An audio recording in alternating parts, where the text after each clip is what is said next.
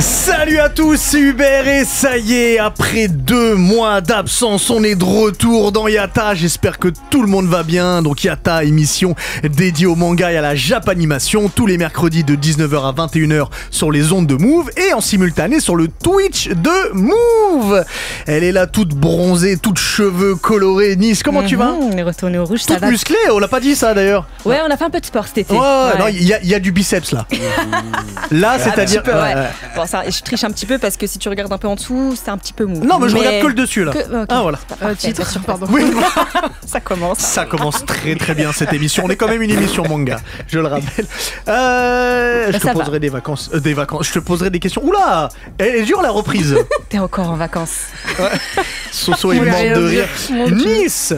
On va te retrouver aussi avec le anime manga actu. Exactement, toujours la même Tout à l'heure, chronique, ouais. sauf avec un petit détail qui va changer. Mhm. Je vais vous parler à chaque fois d'un premier coup de cœur manga et voilà, ça va être cool, ça va être Un coup de cœur actuel ou quelqu'un qui est, enfin un manga qui est déjà sorti depuis non, longtemps. justement pas forcément actuel. Ouais. C'est ça qui est bien, c'est que je vais peut-être pouvoir me remettre en lumière certains mangas qui sont peut-être passés à la trappe ou un peu oubliés, voilà. Voilà. D'accord. C'est le principe. Donc la saison s'annonce alléchante. Oui. Mon cher Diff avec... Oh, j'avais pas vu, avec un maillot couleur carambar. Comment tu vas? C'est C'est le le maillot couleur du carambar. Bénin, frère. Le Bénin a un maillot couleur carambar. D'où leur performance à la Coupe du Monde. Oui, écoute, on n'est pas un pays footballistique, Non. mais on essaie de s'en sortir. Comment tu vas, mon Diff? Totalement au max, hein. Il y a un petit changement aussi, le Poneglyph, on a fait une super saison avec, Ok. même 2 super saisons avec, et il y a un petit changement. Oui, Hein. ma chronique a été pimpée. Ouais. Ma Pimp My Chronic. Ouais, Avec Pimp My Exhibit Chronic. toujours ou Ma chronique a été pimpée aujourd'hui, c'est Killer Beats. Killer Beats. Quel Ok, beats. yeah. Faut Tu bien nous préciser. diras le mais- concept tout à mais l'heure. Le bail ouais. est deep, le bail est lourd. Ok, bon, ça j'en doute évidemment pas une seconde. Soso, comment tu vas? Ça va très bien et toi? Oh, tu as un sourire incroyable, on dirait que tu as vu ton idole ce week-end, dis donc. Je vois pas du tout de quoi tu parles. Imitsu, toujours. Alors moi je change pas, c'est Ouais. pas Killer Beats. Moi c'est toujours Emitsu, toujours dans la joie et la bonne humeur. On reprend pareil, Toujours, ouais, évidemment. comme d'habitude avec voilà une œuvre que j'aime pas du tout. J'adore parler des œuvres que j'aime pas du tout. C'est bien, mais il faut en parler. Et oui, mais je déteste cette œuvre, tu vas voir. Ok. Ça va être trop bien. J'ai hâte de savoir. Si vous découvrez l'émission, bon déjà bonjour à tous ceux qui nous écoutent ou ceux qui nous regardent sur Yatta. Si vous découvrez l'émission, on n'a qu'une partie de l'équipe puisqu'on a aussi Valentin, Willax et Ringo. Ringo reviendra à partir d'octobre il me semble. Mais il y a un roulement, donc tous les chroniqueurs ne sont pas là en même temps. Petite chose avant que je vous dise le programme. Tout au long de l'année, là, vous pourrez nous envoyer des notes vocales, via forcément WhatsApp. Je vous donne le numéro, je vous redonnerai le numéro évidemment au fur et à mesure de l'émission. Vous pouvez nous laisser des notes vocales du coup au 06 11 11 59 98, 06 11 11 59 98. Si vous voulez réagir à un sujet, si vous voulez réagir à une chronique, si vous voulez nous laisser un message, et bah surtout n'hésitez pas Là, aujourd'hui. là, tu les écoutes en live, les notes vocales, ou c'est après? Ouais, bah, en fait, il y a tout le monde enregistre, tu vois. Et après, on les diffuse. Ok, lourd. Ouais, mais Ouais, j'ai dit faites en pas anglais. des vocaux de 5 minutes. Hein. Non, ouais, oui, Faut un mais règlement. nos auditeurs sont Règlement. assez Ouais, intelligents, faut un ils vont règlement, faire 20 secondes. 30 secondes. Ah, gars, on connaît notre communauté qui a envie de dire des choses. Oui, c'est vrai. Alors, du coup, je n'est précise, pas un thread ne Twitter. faites pas des chroniques. Et un max de Voilà. 20 à 30 secondes. Voilà, 20-30 secondes, Maximum. c'est très bien. Aujourd'hui, dans Yatta, vous n'avez pas pu louper cet événement si vous êtes fan de manga, ou même si vous n'avez pas pu louper cet événement, puisque ce week-end, on a eu le droit samedi déjà à une grande conférence de presse où Masashi Kishimoto, l'auteur de Naruto, et Mikio Ikemoto, l'auteur de Boruto, donc étaient là pour répondre à des questions. Et le dimanche, il y avait une grande Konoha expérience où on a pu aussi les voir sur scène. Il y a eu plein de choses, plein d'animations. Je vous dirai un peu tout ce qui s'est passé. On va débriefer tout ça tout au long de ces 2 heures, en plus des chroniques et en plus sûrement des notes vocales. Si tout le monde est prêt, je pense qu'on peut lancer la saison 2024-2025 de Let's Yatta. go. C'est parti. Yatta Zer. Non, les suffixes sont importants. Il a pas pu placer son zer sur une autre chronique. Du coup, il le place. Du coup, il y a des choses qui ne changent pas. On commence toujours l'émission avec le hype ou pas hype. Donc c'est simple, hein, ce sont quelques news qui sont tombées dans la semaine et on va voir ensemble si ça nous hype ou si ça nous hype pas. Alors je vais être honnête, j'ai pris beaucoup de news qui se sont déroulées durant le week-end. Je vous le cache pas. Mais la première, c'est pas forcément ça. C'est de la SMR pour moi. Oh, bah, je sais, je pense que t'as reconnu Gojo, puisque un film Jujutsu Kaisen est prévu pour 2025, pour l'instant juste au Japon. Il sera centré sur le passé de Gojo et sera tout compilé en film. C'est ce qu'on a vu durant la saison 2.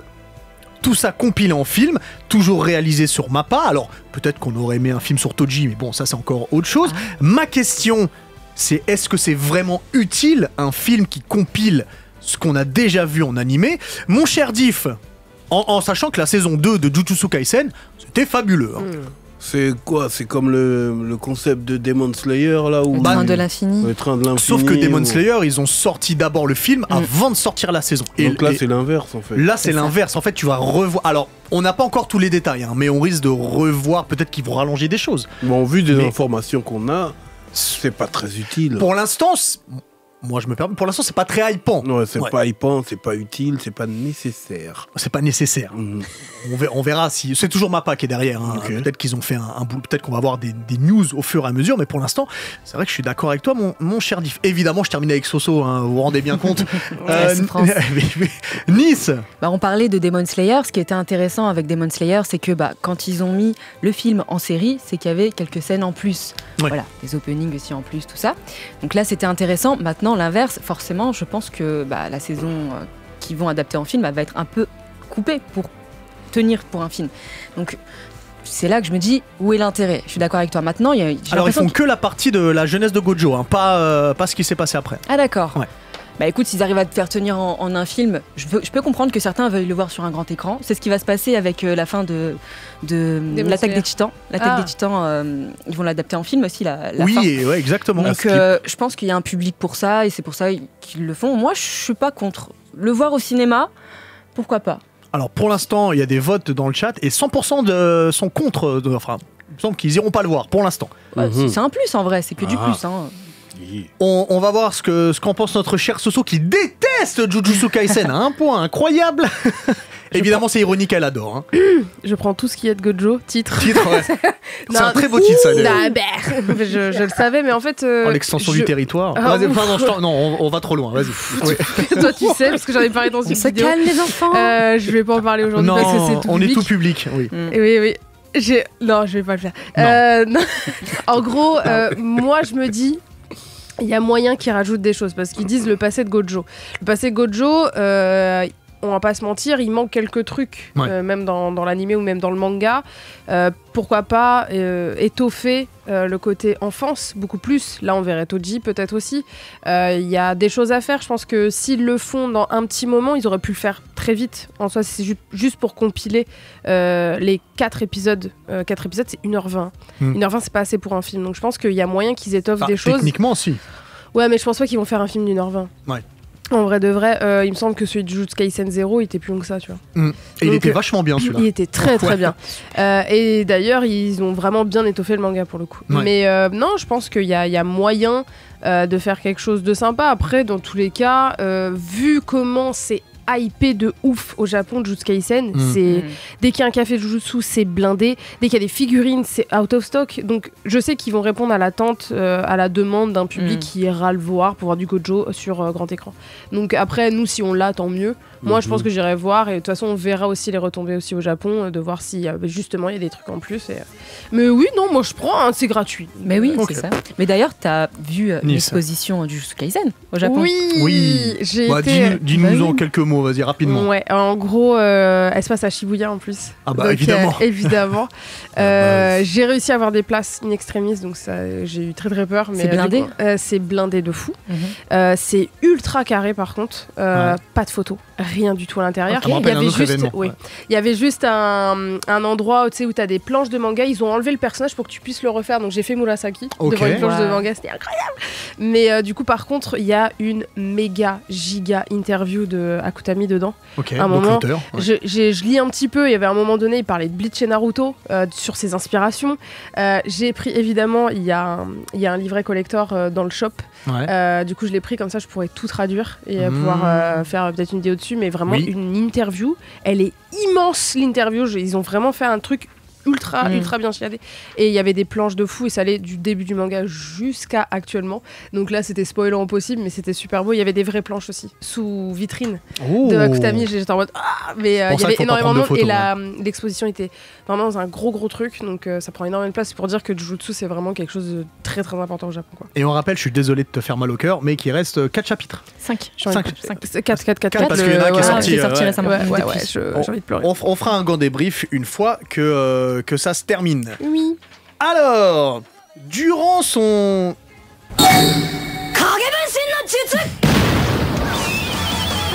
Vous avez reconnu le blondinet à sandales. Durant son interview... Ouais, il a des sandales ou il a pas des sandales? Comme un blédard. Donc, durant son interview lors de la Konoha Experience, qui était dimanche 25 août, Masashi Kishimoto a dit qu'il serait ouvert à refaire un manga. Il n'a pas dit qu'il allait le faire forcément, mais que c'est quelque chose qui serait éventuellement possible. Il préfère pour l'instant se concentrer sur sa famille et il a évidemment raison. On se souvient qu'il y a eu une tentative Samurai 8 qui n'a pas forcément fonctionné, en tout cas au Japon, puisqu'en France ça avait été plutôt bien reçu. Ma question c'est... Est-ce que vous aimeriez vraiment un nouveau manga de Masashi Kishimoto? Je vais commencer avec toi, ma chère Nice. T'aimerais bien ? Évidemment. Mais moi, j'ai envie qu'il s'amuse s'il fait un nouveau manga. J'ai envie qu'il fasse ce qu'il a envie de vraiment faire parce qu'il a fait plaisir pendant des années. Ça a pris 20 ans de sa vie quand même. C'est une œuvre énorme. Il a donné énormément. Il a apporté aussi beaucoup, que ce soit aux futurs mangaka et puis à ses lecteurs. Moi, j'ai pas envie qu'il ait ce stress de faire une œuvre qui doit marcher. Je veux qu'il s'amuse, qu'il y mette de sa morale, de sa personnalité. Peut-être que tout ce qui est ninja féodal, il veut mettre un terme à ça. Il veut passer sur quelque chose peut-être plus méca ou je sais pas, peut-être de la romance. On sait pas, moi j'ai envie qu'il fasse... Tu le trouves vraiment fort en romance, Masashi Kishimoto? Peut-être qu'il il a loupé le coche et il va se rattraper. T'es mal là Avec tout le respect et l'amour que j'ai pour lui, et je vous en parlerai tout à l'heure d'ailleurs, je crois pas que ce soit son point fort. T'imagines un manga juste des femmes à l'intérieur. Après, qui parle de relations entre femmes, d'amitié, etc. Tu me l'as vendu, je l'achète. Mais direct, tu vois. Ça se trouve, il est fort dedans. C'est juste qu'il a fait Naruto dans Shonen Jump, très bien. Et que c'était pas ce qu'on lui demandait de faire. Et pourtant, c'est dans le Bixu celui qui a mis le plus de romance. C'est vrai. Alors, je vous dis juste, on n'a pas encore fini le sujet, mais pour l'instant, sur le chat, ils sont hype de fou pour un nouveau manga de Masashi Kishimoto. En tout cas, je suis hype. T'es hype. Soso. Ouais. Je prends tout de ma... Pardon. Non, c'est vrai, genre... Non, en vrai, bien sûr, après, moi, je me dis, c'est pas tout de suite, il est encore sur Boruto, il est encore dans la supervision. Oui, comme tu dis, depuis 97, il taffe sur Naruto. Depuis 99, à vraiment plein temps. Donc forcément, je pense qu'on va pas se mytho, ce week-end-là s'est très bien passé grâce au public français, grâce à l'organisation de Kana. L'organisation de Kana, ADN, on en parlera tout à l'heure. Donc du coup, ça l'a reboosté. Ça me rappelle un peu ce qui s'est passé avec Isayama, qui s'attendait pas à autant de ferveur par le public français. À chaque fois, leur passage en France les rebooste et ils disent oui, après, il a fait exactement la même phrase en mode... Peut-être que je reviendrai avec une autre histoire. Et il a dit exactement la même chose. En fait, ça les rebooste. Ils ferment rien à leur carrière. Et on le voit, Kishimoto, il aime bien dessiner. Il nous a fait un one-shot sur Minato qui était fabuleux. Oui. C'était magnifique. Il aime ça. Il aime dessiner. Donc, forcément, après, on va pas se mytho quand t'as fait une œuvre aussi oufissime internationalement. Même Samurai 8, c'était pas mauvais. C'est juste que, vu qu'il a fait un truc juste après Naruto, il a même pas laissé le temps quasiment. C'est quelqu'un qui aime dessiner en soi. C'est sa passion. Donc... les gens l'ont reçu en mode faut que tu fasses mieux. Mais du coup, ton avis, c'est oui? Oh bah bien sûr. Diff. Moi, je sens que ça se voit qu'il a déjà son bail en fait. Ah, tu penses? Ouais, ça se voit qu'il a déjà. C'est sûr qu'il a plein d'histoires. Non, il est forcément hésitant parce qu'il a sorti une légende.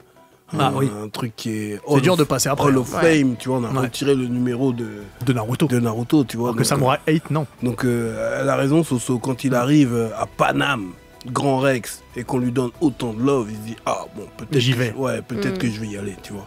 Possible. Nice, t'as quelques réactions sur le chat. J'ai une réaction qui m'a fait assez rire de Moudini. On veut du Naruto, du Boruto, du Zoruto, peu importe. On veut du Kishimoto. Zoruto. Avec tout ce qu'il a dit, comme enfin, j'ai vu que c'est quelqu'un qui aimait tout ce qui est cyberpunk, Matrix, Ghost in the Shell, Akira. Mais j'aimerais trop qu'il parte dans un délire. Surtout Ikemoto qui aime bien, alors, Matrix. c'est dans la conférence de presse, mais lui il est fan de Ghost in the Shell et d'Akira. Ah. Donc c'est un gars qui pourrait totalement partir dans un délire ciao les ninjas et tout le tralala, mais dans un délire beaucoup plus sombre, mais cyberpunk. Ça pourrait être avec Kenny Reeves. Aussi, ouais. Ça pourrait être bien. Oh ouais. Oh ouais. Kenny Reeves qui va faire une voix dans Sonic 3 d'ailleurs. C'est une petite info comme ça qui n'a rien à voir avec l'émission. Il va aussi dans Secret Level par Prime Video qui vont adapter un épisode va adapter un jeu vidéo. Secret Level, je sais pas si t'en as entendu parler. Bref. Shinra Tensei. Tu prends pas les sentiments là. Ah bah je sais très bien. Durant cette même interview, attendez, j'ai perdu ma phrase. Oui, durant cette même interview, Masashi Kishimoto a eu une question qui était faite par Pauline Croquet et par Frédéric Sigritz, qu'on salue. Et il a dit que le développement de personnages de duo qu'il a préféré faire et dont il est le plus fier, c'est la relation entre Naruto et Sasuke, on s'y attendait, et entre Naruto et Pain. Pour lui, ce sont ses deux meilleurs développements de duo et de connexion. La question, c'est pas est-ce que vous êtes... Si c'est un peu est-ce que vous êtes d'accord avec lui, c'est surtout est-ce que pour vous, il y a une meilleure connexion que les deux qu'il a cités. Mon cher Diff. Bah, c'est très important et c'est complexe de mettre en avant ce genre de dualité. Ouais. C'est le yin et le yang. Et c'est aussi le côté rivalité. Ça veut dire que le protagoniste, l'antagoniste, un peu comme dans la ref à l'ancienne, le film Hit. Oui, oh bah oui. Tu vois, où il y a le meilleur des keufs contre le meilleur des braqueurs. Tu vois ce que je veux dire. Donc au final, ils se respectent. Et une scène de restaurant incroyable. Ouais, tu vois. Encore autre chose. Ouais. Donc en fait, c'est ce genre de dualité où en vrai, ils sont ennemis, mais ils sont un peu amis. Ils se ressemblent. Ils se ressemblent en fait. Donc tu penses que ce sont toi les deux meilleurs développements? Enfin, en dualité. Ben, je sais pas si c'est meilleur, mais c'est complexe à mettre en avant. C'est complexe à vraiment expliquer parce que c'est le bien contre le mal. Mais en même temps, c'est pas forcément radical. Ouais. Il y a de la nuance. Ok. Donc moi, je le comprends quand il dit ça. Ok. Soso? Je tiens à rectifier vite fait parce que souvent ça vient de médias qui aiment bien enjoliver les choses sur les réseaux. Je le vois depuis ce week-end. Il y a beaucoup de transformation de phrases et du coup il y a une partie vraie, une partie fausse. En effet, il a dit que la relation Naruto-Sasuke a été celle qu'il a trouvé la mieux développée, c'est celle dont il est entre guillemets le plus fier. Par contre, Naruto Pain, il a jamais dit ça, il a dit que ça a été la plus complexe à faire. Il a pas dit que c'était la plus complexe. Alors, encore une fois, faites attention à ce que vous lisez sur les réseaux. Mais moi, par contre, je suis totalement d'accord sur ce qu'il dit, sur le fait que celle qu'il a le mieux réussi et ce dont il trouve qu'il a le mieux achevé, c'est Naruto Sasuke, parce que oui, en effet, il a développé une relation de rivaux. C'est un fan de Dragon Ball à la base, donc forcément, on a le côté un peu Goku Vegeta, mais je trouve qu'il a transcendé la chose avec cette relation-là. Et moi, je trouve que justement, on sent que c'est le fil rouge de toute façon dans toute l'histoire. Ça commence comme ça et ça termine comme ça. Et la partie Shippuden, c'est que ça. C'est en même temps, on se concentre sur ces deux-là parce que c'est ça qui mue toute l'histoire. Donc, c'est le pourquoi de l'histoire de base. Le combat final est un de mes combats préférés all time et un des moments préférés en animation. Moi, j'ai trouvé ça exceptionnel, même dans le manga, genre c'était prenant. Donc ouais, Naruto Sasuke, c'est pour moi, on fera pas mieux en termes de rivalité et en termes de relation de deux personnages. Alors avant de te donner la parole, Nice, il faut savoir que dans le chat, il y a le Shikamaru Asuma qui ressort et il y a le Obito Kakashi. Bah, Obito Kakashi, c'est presque. Oui, c'est Naruto. Parce que tu parlais du combat final Naruto Sasuke, il est totalement copié sur le combat Obito Kakashi. Oui. Qui sont d'ailleurs tous les deux extraordinaires. Oh là là. Oh là là. Nice. En fait, Soso, elle a un peu tout dit concernant Sasuke et Naruto, cette rivalité. On est sur un manga qu'elle connaît bien. Forcément. Je suis d'accord avec toi, mais du coup, j'aimerais peut-être parler aussi de Pain et Naruto, parce qu'il en a quand même aussi parlé. Bien sûr. En fait, la difficulté avec Pain et Naruto, c'est que en confrontant leur morale, donc il y a une rivalité de morale au final, il y a de la véracité dans les deux morales, divergence totalement. Il s'est rendu compte que des deux côtés, il y avait de la véracité, qu'il était d'accord et qu'en fait, lui-même s'est mis à douter, mais qui a raison, qui a tort. Et je trouve ça très intelligent qu'un mangaka puisse comme ça remettre en question sa morale, se poser la question, mais en fait, là, avec mon personnage principal, j'allais vers un chemin, mais peut-être que l'antagoniste, le faux antagoniste, a la bonne réponse. C'est le bon chemin à suivre.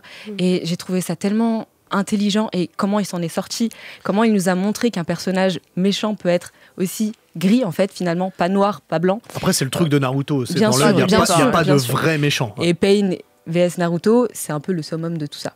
C'est les deux élus. Donc voilà.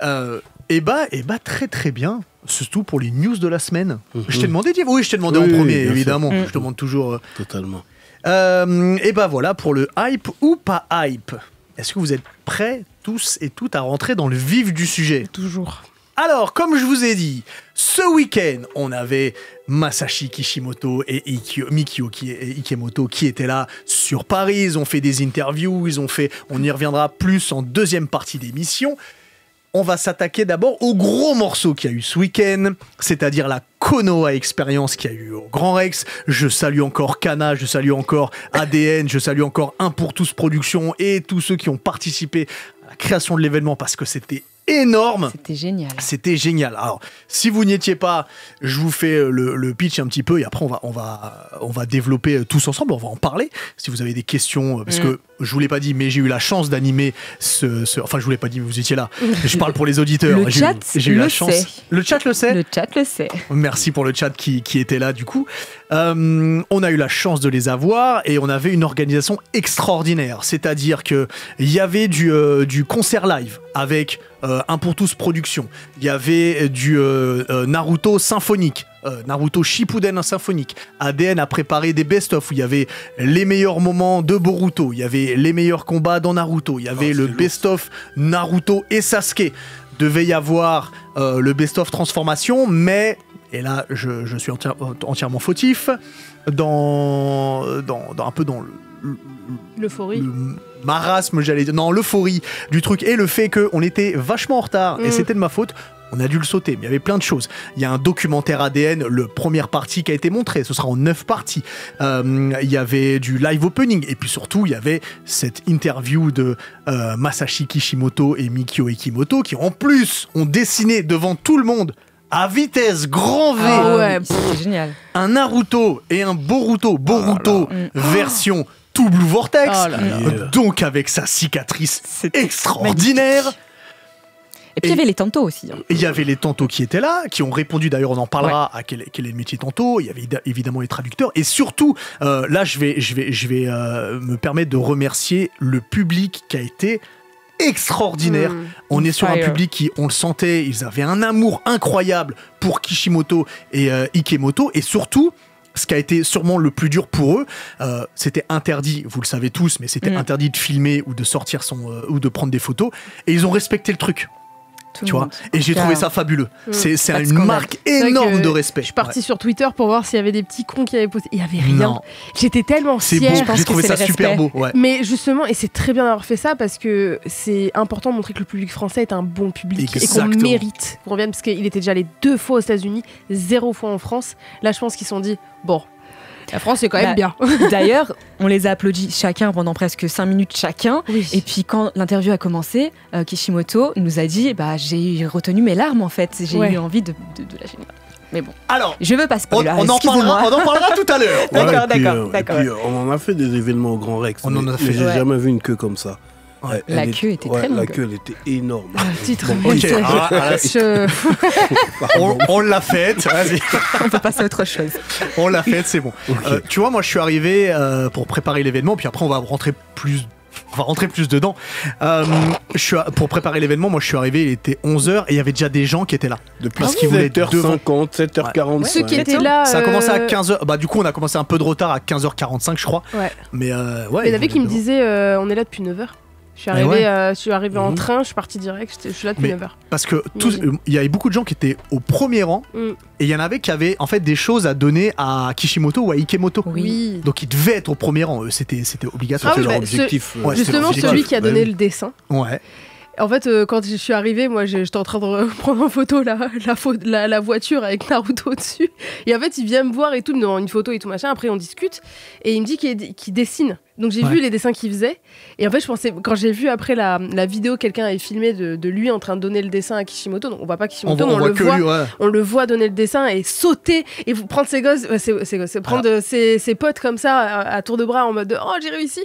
Je me suis dit, mais c'est lui, quoi. C'est incroyable. Alors, tu sais pas à quel point c'est celui qui a gagné sa soirée. C'est parce qu'il a pas fait que ça. Il a tendu sa main et Kishimoto lui a serré la main. Je pense qu'il a gagné du level. Exactement. Je ne sais pas comment s'appelle cette personne. Je ne sais pas si je nous écoute ou quoi. Kotin. Eh ben, Kotin. K-O-U-T-R. Eh ben, en tout cas, ne te lave plus jamais la main. Alors, non. Enfin, oui, si, quand même. Ouais. Si, en fait, lave-toi les mains. J'ai un petit message pour toi du chat. Ouh, merci. Oula. Alors, on a Captain Kojiro qui nous dit Altena Tsunade, pas moi, mais j'aurais tellement aimé. Je suis en dépression depuis. Hubert avait l'air génialissime en présentateur. Oh, merci beaucoup. On a Yann DBZ, Hubert le GOAT des animateurs. Voilà, tu mérites. Voilà, vous me touchez, merci beaucoup. C'est vrai que moi aussi j'étais ému. Et on a fait. J'étais ému, ouais. Face, très fier de toi, notre producteur. Oh, merci beaucoup. Oh, vous me touchez, vas-y, je vais rougir. Moi, ça me fait plaisir en fait, que ce soit Yatta. Je le connais ce type sur la scène. Non, mais moi, je me dis, c'est Yatta qui est sur scène, en fait. Ouais. Et moi, j'étais trop fière que ce soit Yatta sur scène pour accueillir Kishimoto. C'était pas des années de travail. C'était pas quelqu'un, c'était Yatta. Après, d'autres auraient fait un super boulot aussi. Hein. Non. Ouais.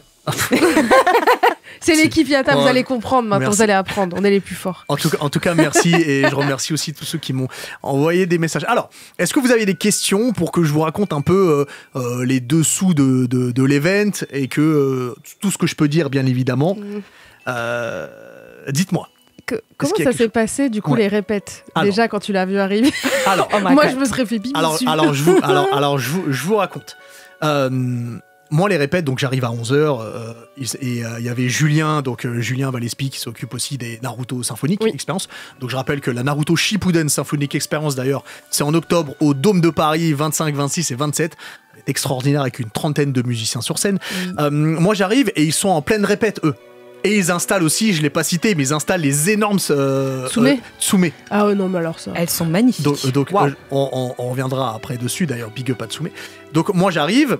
Et donc je parle avec Julien et puis il me dit ouais, tout à l'heure on attend que Pauline et Frédéric qui ont fait l'interview arrivent et après on se fait une grande répète.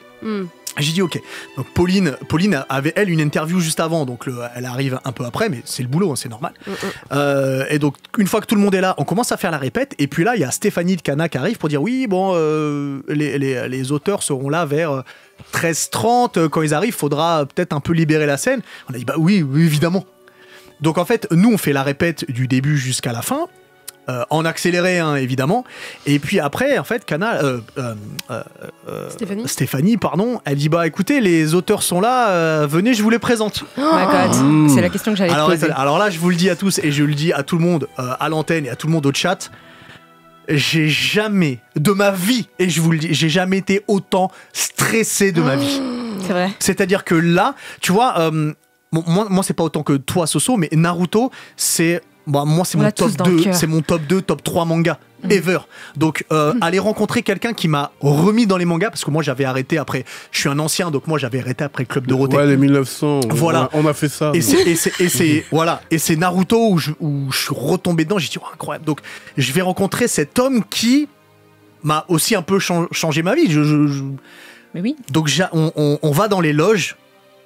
Donc, bon, je vous explique. Bon, vous le savez, mais je vous explique pour les auditeurs et les gens sur Twitch. Les Japonais, quand ils viennent, les auteurs, quand ils viennent, c'est comme un rappeur qui va à Planète Rap. Il y a 50 personnes. C'est dinguerie. C'est vrai. Il y a un avion avec eux. Et donc, on arrive dans la loge. Et en fait, tu vois Kishimoto et Ikemoto qui sont debout. Et Ikemoto avait un masque parce qu'il devait être malade, mais Kishimoto il nous regarde et on voit qu'il a un grand sourire. Oh my Donc God. on se présente, il nous présente et puis il se présente et il dit qu'il est honoré et enchanté de nous voir. Non mais s'il te plaît. Donc moi je suis non, mais, L'humilité du gars, nous on est enchantés et je vous dirai un truc après, c'est encore plus gros. Nous on est enchantés, donc évidemment avec on serre pas la main et tout, et donc ça m'a fait un truc, c'est-à-dire que à part dire que c'est un honneur de vous rencontrer, en fait j'avais plus aucun mot. Et donc après ils sont partis sur scène pour eux montrer comment je vais les installer pour déjà qu'il y ait la standing ovation pour le public et où ils iraient s'asseoir pour dessiner. Et donc là ça a été très très très très court cette première rencontre parce qu'après il y avait le catering pour aller manger, mais les auteurs eux ils mangeaient dans les loges. Et en fait c'est là où je me suis dit, j'ai eu un moment de doute en me disant mais en fait je vais jamais y arriver. Non mais mais je comprends. En fait, je vais jamais y arriver. J'avais peur de deux choses. C'est pour ça que les messages, comme il y a eu sur le chat, me font plaisir. C'est que je me dis, je vais arriver devant 2500 personnes.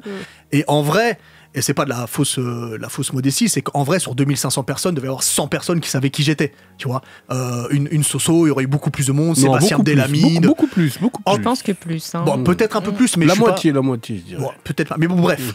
Et je me suis dit, si j'arrive pas à briser la glace avec eux, en fait, la soirée, le truc va mal se passer, quoi. Tu peux comprendre. Mais c'est quel genre de pensée négative? Non, mais c'est normal. Je vous cache pas que c'est la première fois que je faisais, j'étais un peu stressé. C'est le stress, surtout que t'es face à un public qui est en mode on veut voir les auteurs, c'est qui lui? Mais c'est Moi, j'ai eu normal. ça au début où j'ai présenté Jujutsu Kaisen. Ouais. C'était entre guillemets au début de mes réseaux, on m'a fait confiance pour ça. J'étais avec Marie Palot, je me suis dit, mais qu'est-ce qu'ils vont dire? Dégage, on veut voir le film, tu vois. Ouais. Et je comprends, c'était là en mode putain, j'espère que je vais pas les faire chier. Et briser la glace avec le public, au Grand Rex, c'est très dur.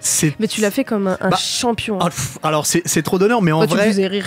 Ah oui, vraiment. En vrai, j'ai même pas eu à le faire parce qu'ils étaient chauds bouillants. Ah, bah bien sûr, ils voulaient faire des saltos avant. Donc en fait, moi j'ai rien fait, c'est eux qui étaient formidables dès le début. Tout le monde était Donc, galvanisé. un grand merci à eux, quoi. Ouais, mais t'as fait un truc, tu sais, de stand-upper. Comment tu t'appelles, toi? Viens, toi, là. Je te l'envoie. Alors, il est en stand-up, Ouais, ce bouc. t'as géré l'interaction. J'étais assise à côté de Face et je te le dis. Il a Face, dit, mais on notre dirait producteur. Exactement, Ouais. il l'a dit. Je te répète, on dirait un stand-upper. Vraiment, Alors, il l'a dit. Mais Je te le dis. Mais alors, merci beaucoup et je vais. Et il confirme dans l'oreillette, merci beaucoup. Du coup, je vais vous avouer un truc, c'est que pour préparer ça, en fait, j'ai regardé du stand-up. Ok. Parce que Stand-up américain ou pas? ouais, Parce que t'es passionné d'humour déjà, on va déjà, dire. Oui. Après, je suis un grand fan d'Adam Sandler, je suis un grand fan de Chris Rock, et je suis un grand fan d'Eddie Murphy. Donc en fait, j'ai regardé leurs intros.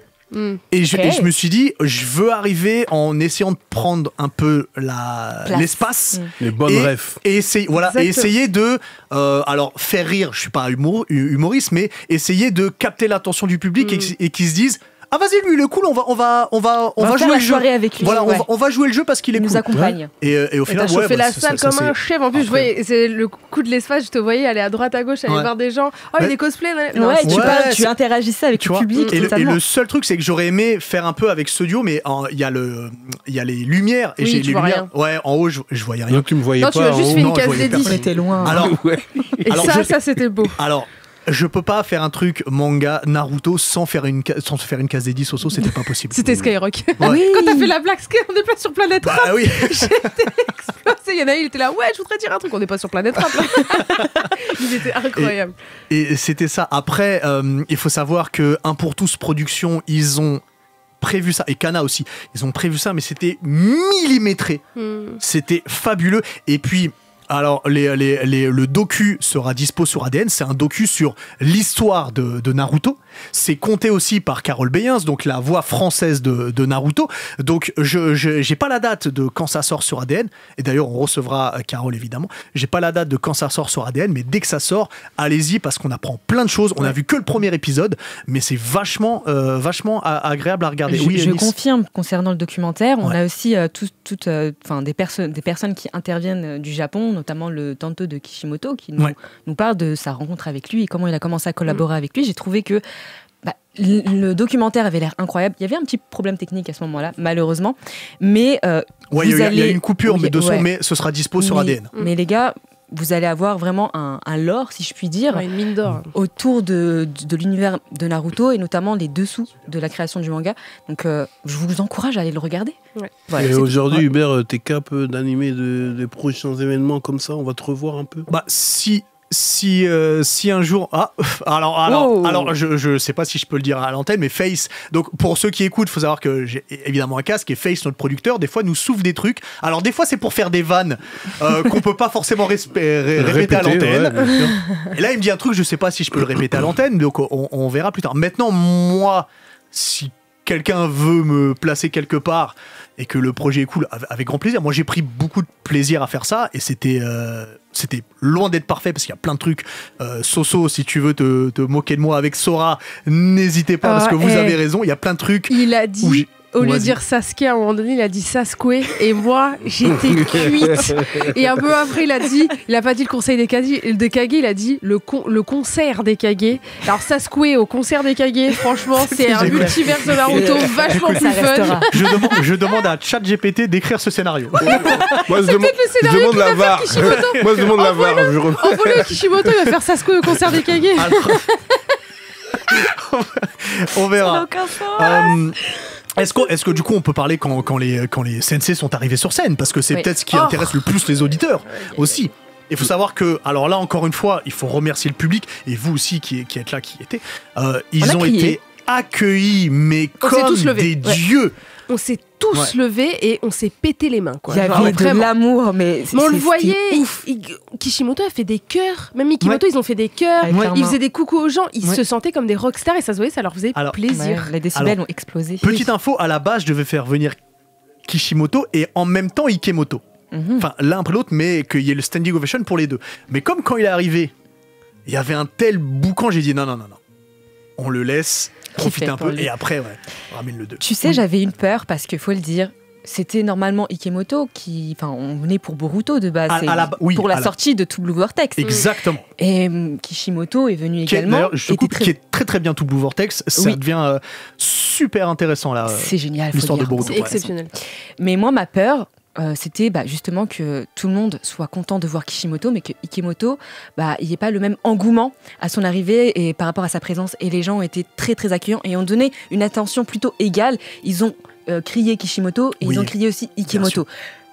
Pas totalement égal. Mais quand même, Ikemoto a été très bien. Il a l'habitude, parce que quand on était à la conférence de presse, on voit c'est Kishimoto qui commence à répondre aux questions. En fait, il le sait, c'est son sensei.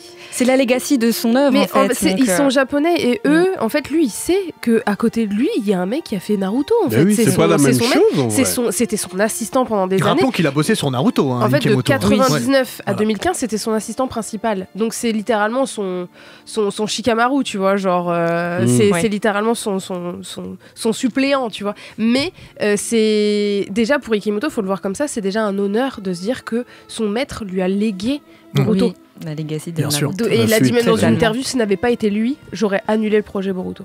Donc il le sait que ça va être, pour lui, le standing ovation, ça va pas être 100% pour Ikemoto, il le sait, donc il n'y a pas à se dire oui. Non, je pense qu'il est très humble par rapport à ça. Mais j'ai quand même été contente de voir que tout le monde... humble. Je vous dirai un truc après, pour être humble, il l'est. Quand on le voyait, ne serait-ce que dans son comportement, il était un peu, pas fermé, mais à l'écart, il laissait beaucoup de place à Kishimoto. Attendez, mais juste autre chose. Les deux sont humbles, mais juste vous dire à quel point Kishimoto est humble. Si vous n'étiez pas là derrière, au Grand Rex, je vais pleurer. Hubert, non, mais c'est-à-dire que Kishimoto est arrivé sur scène avec un jogging Adidas. Il était bas de... il était en cargo. Une veste de costume que Div devait mettre quand il allait à Cotonou. Il est arrivé en détente totale. Il avait un petit style quand même, il avait un flow. Il a un style très japonais. Oui, moi j'adore, mais je reviens du Japon, donc moi j'étais en mode coucou, on est à Harajuku en fait. Est-ce qu'on peut passer un petit peu aussi sur l'interview qui a été encore une fois très bien faite par Pauline Croquet et Cédric Sigritz. Frédéric, excuse-moi, c'est son frère Cédric. Ah. Non, en fait, je sais rien. T'aurais dû laisser. C'est vrai. Qu'on recevra. Comment vous avez senti les... Non, c'est Frédéric qu'on recevra, à mon avis. Comment vous avez senti les auteurs, vous, là-dessus? Vous les avez sentis à l'aise? Il y avait un peu de langue de bois? C'était comment? étant donné que j'avais vu l'interview en conférence de presse, c'était leur première interview la veille. Pourtant, c'était en petit comité, on était 25, donc on était vraiment dans un petit truc comme ça. Là, sur la conférence de presse, c'était un peu plus intimiste. Au début, ils étaient... bon, voilà, mais ils avaient des choses à dire. En sachant qu'ils ont commencé par dessiner. Hein. Ouais, ils ont, mais par contre, pour la masterclass de dimanche, là, par contre, je les ai sentis genre presque reboostés. Ils sont pas on le sait, on a déjà reçu des mangaka qui des fois vont répondre très rapidement aux choses, qui sont pas forcément à l'aise. Eux, ça se voit, ils ont plein de choses à dire. Et ils s'envoient des petites punches entre eux, tu sais, en mode ils rigolent entre eux et tout. C'est ça, c'est qu'il y a eu des boutades, il y a eu du sarcasme. Les boutades, exactement, il y a eu des boutades. J'aime bien ce mot. Du sarcasme, ils ont rigolé entre eux, etc. Ils nous faisaient des petites blagues. Et puis je pense que l'accueil, en fait, ça a libéré la parole. Voir que, je pense que quand on t'accueille comme ça, mais tu es super à l'aise, tu sais que tu es aimé, que tu as attendu, que ce que tu vas dire, ça va intéresser. Tu délies ta langue, en fait. Et puis même, c'est quand il y avait des questions, il y a le public qui faisait « Oh !» Tu vois, des trucs comme ça. On applaudissait, on était là. Ça s'est senti qu'ils étaient spontanés. Les réponses étaient bien développées, bien argumentées. Et ce qui fait que même moi, dans le public, je voulais lever la main en disant moi aussi, j'ai des questions. Ça aurait été dur. Ça aurait été compliqué. Parce que déjà, moi, avec les lumières, je te voyais pas, mais encore plus loin, c'est sûr que. En fait, ça donne envie aussi de poser sa question, vu que les réponses, elles sont spontanées et très libres, tu vois, et très intéressantes, tu vois.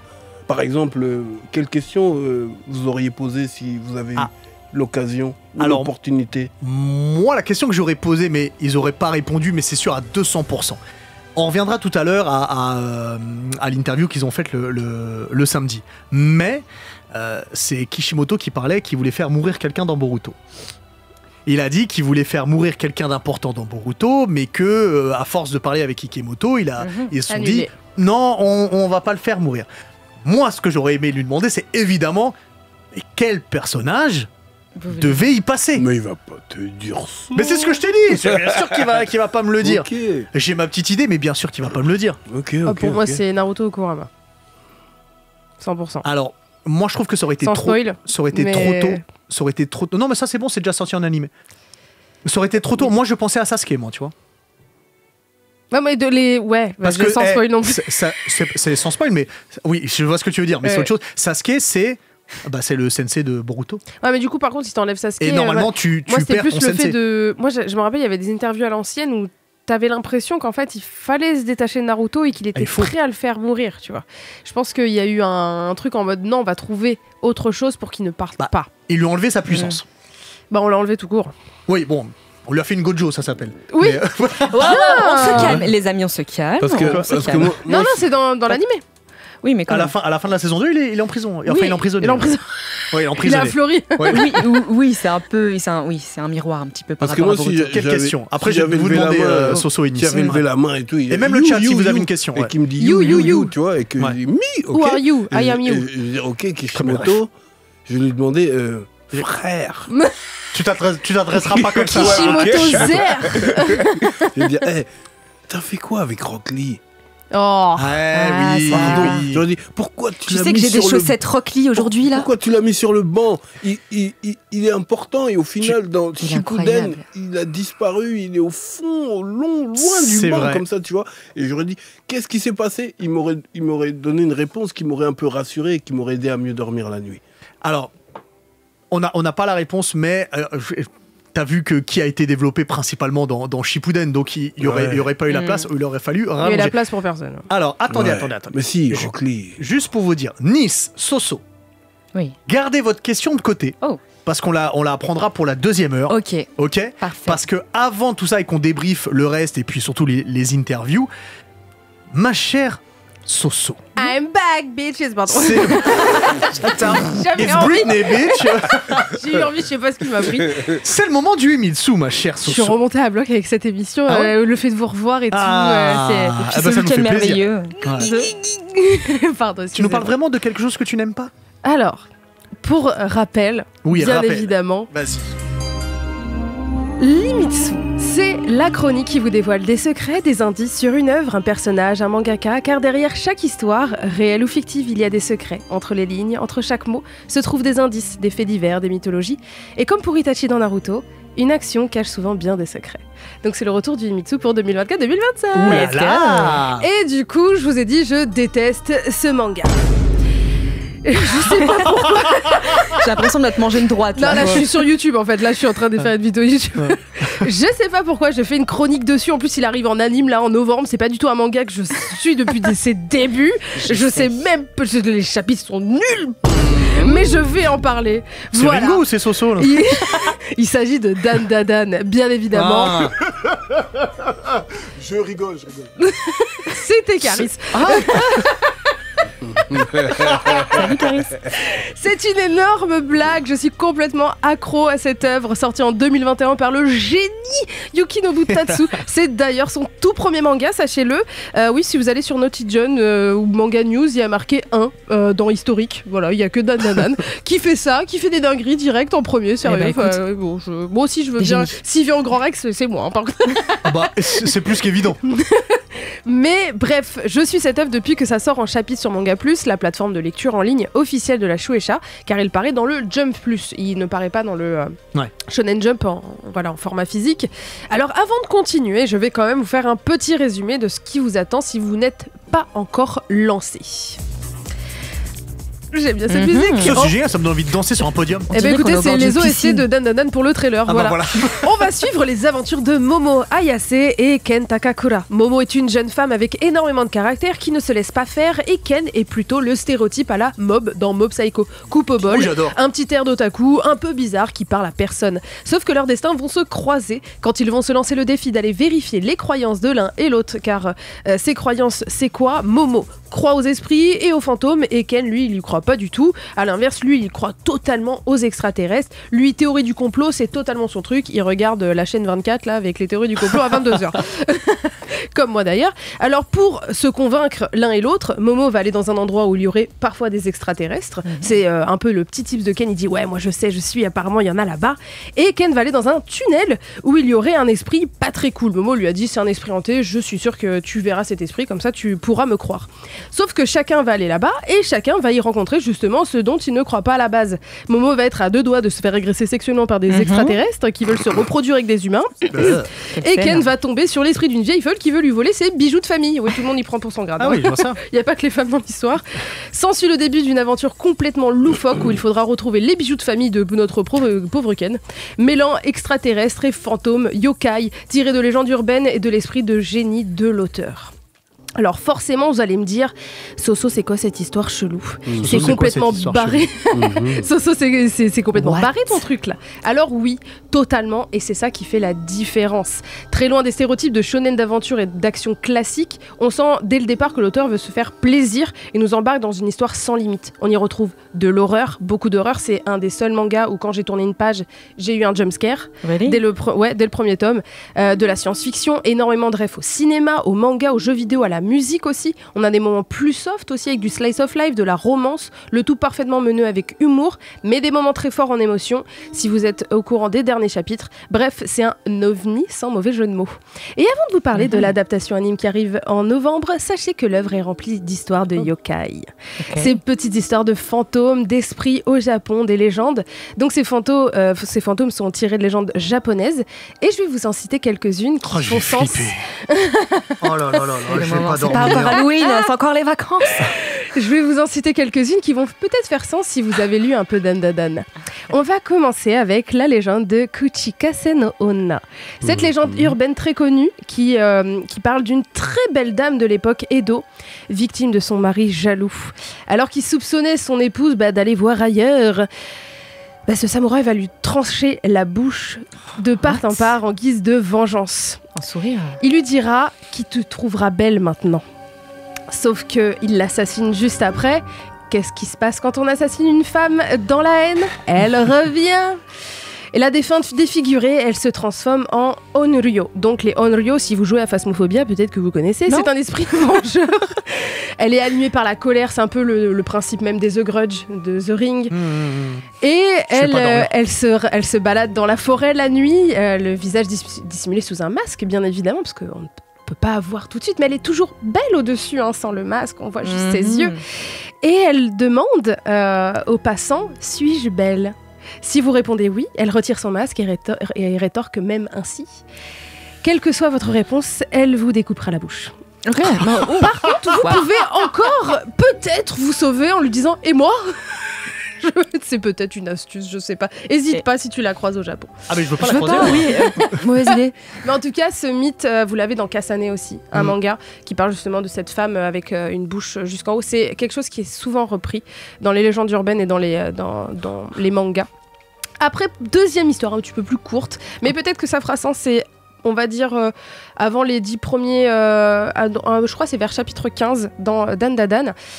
On a Hachishakusama, qui est une entité maléfique qui hante les enfants au Japon. La particularité, c'est qu'elle fait une taille immense de 8 pieds de haut. Elle est extrêmement grande avec des longs cheveux noirs. Et ça, on le voit à un moment donné. Donc 8 pieds, ça doit faire 3 mètres à peu près. Hein. Ouais, elle est très très grande. Okay. Et pareil, elle a cette bouche fendue aussi. Donc il mélange un peu les styles et elle demande si elle est belle également. Mais il lui a fait cette hauteur un peu à la Hachishakusama. Elle est un peu dure à dire. Et pour finir, là, ça va faire sens avec le premier tome, c'est Kiyotaki. Alors, elle est extrêmement populaire au Japon, cette histoire. C'est un passage souterrain, donc un tunnel reliant Arashiyama à Sagakiyotaki. Pardon, c'est un peu dur. Excusez-moi. C'est une autre. Bien. C'est pour détendre l'atmosphère. Bah oui.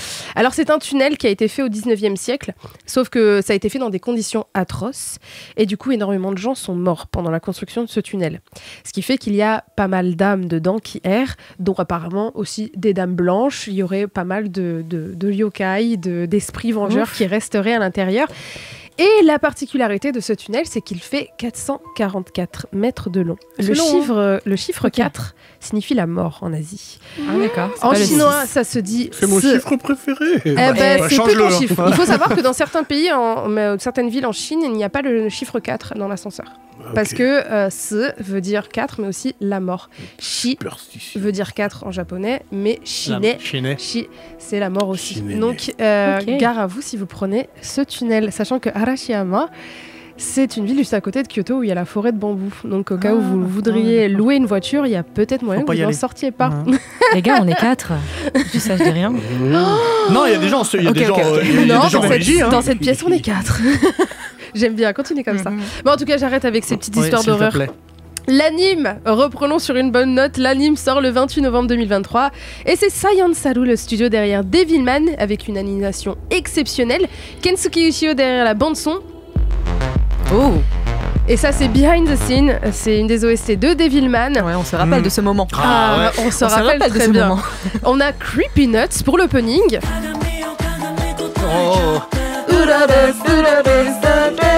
C'est vrai que je suis un grand fan de Machel, ça me fait rire, ce manga, je l'adore. En tout cas, voilà, il y a toute une équipe incroyable derrière. On a pu voir le trailer. L'animé, je pense qu'il va être exceptionnel. N'hésitez pas à aller voir la bande-annonce sur YouTube et aller lire Dandadan. Maintenant que MHA c'est fini, que dans 4 chapitres, Jujutsu Kaisen c'est fini, qu'est-ce qui vous reste? Si vous savez pas quoi regarder, allez voir Dandadan. Et si vous n'êtes pas encore convaincu avec les premiers chapitres, n'est-ce pas, Diff? N'hésitez pas à attendre l'animé. J'en ai marre. Tu vas attendre l'animé, tu vas être moins dubitatif. Je vais regarder l'animé. Tu vas dire, purée, j'ai raté ça. Ouais, mais en tout cas, allez lire Dandadan, c'est important pour la culture. Super, merci Soso. Juste un petit truc. Peut-être que tu connais, parce que tu as parlé d'histoire de fantômes de yokai. Il y a un podcast qui s'appelle Feu de camp. Moi je l'écoute sur... alors j'écoute ça alors que ça me fait flipper. Oui, je me demande qu'est-ce que tu fais. Je l'écoute sur Spotify. C'est en fait une personne, Taous Merachi, qui raconte ça. En fait, elle te raconte des histoires de fantômes, mais à travers tous les pays. En fait, les plus grandes histoires de fantômes de tous les pays. D'histoires vraies à histoires vraies ou pas, rien n'a été prouvé. Okay. Mais... C'est un trait d'horreur, quoi. Ça me fait flipper. Et en fait, les deux histoires de le tunnel et la dame, le truc coupé, elle en avait parlé aussi. Donc aimes ça souffrir, hein. C'est peut-être ça mon problème. Tu es sado un peu. Ouais, non, maso du coup. Maso. Mais je suis sado aussi. Mais bon, reste ça, c'est encore autre chose. Ok. Merci Soso, on va changer totalement d'univers. La suite du programme dans Yata, l'anime manga actu, avec toi ma chère Nice. On débriefera la conférence de presse de Kishimoto et Ikemoto, puis on parlera évidemment un petit peu de Naruto et de Boruto. Il y aura la toute première du Killer Beats. Killer Beats, baby. De mon cher Diff. Tout ça, c'est juste après l'opening de Kaiju 8 et l'opening 1 de Demon Slayer. Restez bien calés sur Move. Allez, c'est parti pour la deuxième heure de Yatta. On a plein de choses à voir encore. On a évidemment la toute première du Killer Beats de Div. J'ai hâte que tu nous expliques de quoi ça parle. Oh yeah. On veut découvrir. Oh yeah. Il y aura évidemment la suite du débrief, déjà de la Konoha Experience et évidemment de la conférence de presse de Kishimoto et Ikemoto. N'oubliez pas que si vous avez des petites questions ou des messages vocaux que vous aimeriez nous faire parvenir, ça se passe au 06 11 11 59 98 06 11 11 59 98. Vous laissez des petites notes vocales et puis c'est cool, pas des trucs de 10 minutes. Hein. Oui, s'il vous plaît. Oh, sinon on est obligé de le mettre en accéléré. En x2 là. Ouais, C'est vachement bien ce truc. Oui, c'est trop bien. Et puis évidemment, avant tout ça, Oui. ma chère Nice, mais comment ça se passe cette nouvelle formule du anime manga actu? Eh bien, dans un premier temps, je vais vous parler d'un coup de cœur et ensuite je vais vous parler de l'actu. Mais d'abord, mon coup de d'accord. cœur actu, c'est important. Ok. Donc, pour commencer, C'est toi qui décides. c'est la rentrée. qu'elle veut. Ma chronique, c'est l'actu manga. Je vais vous parler de l'actualité manga animé et peut-être parfois jeux vidéo aussi qui sont en rapport avec les animés, les mangas, hein, c'est important. Donc cette saison, à chaque début de chronique, je vais vous partager un coup de cœur manga et pour ce premier coup de cœur, je vais vous parler d'une nouveauté de chez Glénat. Il s'agit de Jadugar, une œuvre de la mangaka Tomato Soup. J'aime bien la soupe à la tomate. Jadugar, ça raconte l'histoire de Sitara. Une toute jeune fille esclave en Iran, qui va être achetée, mais aussi éduquée par une grande famille de savants. Au début, elle sera réticente au savoir, car elle ne veut pas être une esclave convoitée. Voilà. Qui va être achetée du coup par cette famille, une famille très riche, et qui vont lui faire comprendre que peut-être le savoir, ça va lui permettre de s'émanciper. Et ça va être le cœur de ce manga. Alors dans cette famille, avec sa maîtresse Fatima et le fils héritier Mohamed, elle va d'abord apprendre à réciter le Saint-Coran et ses hadiths, mais aussi à s'éduquer sur les sciences, la médecine, l'astrologie et la géométrie. On parle d'une époque où les savants qui étudiaient la théologie étudiaient également les mathématiques, la philosophie et les sciences humaines. Plus tard, dans le village de Tus, où vit cette famille, elle va se voir assiéger cette ville par des nomades mongols. Et c'est à ce moment-là que le récit va prendre une tournure dramatique. Fatima disparaît, Sitara va se faire embarquer par l'empire mongol. Et dans un voyage marqué par la mort, mais aussi par l'espoir, Sitara va arriver dans la cour mongole et va se faire appeler par le nom de Fatima, son ancienne maîtresse. Elle va avoir l'opportunité de rencontrer Toregene, la 6e femme de l'empereur, donc une femme importante dans l'empire mongol, et leur destin va se lier grâce, évidemment, au savoir qui est vraiment le cœur de ce manga. Ce titre est inspiré de faits historiques. La relation entre la reine mongole Toregene et Fatima, une servante, ça a vraiment existé. On plonge dans un univers où, à une époque, ces femmes-là, elles étaient beaucoup dans la pudeur, on ne connaissait pas trop leur vie en fait. Et grâce à ce manga, on peut pénétrer cette vie, ce monde de femmes où il n'y avait que de la pudeur et que du coup, c'était très fermé. Ouais.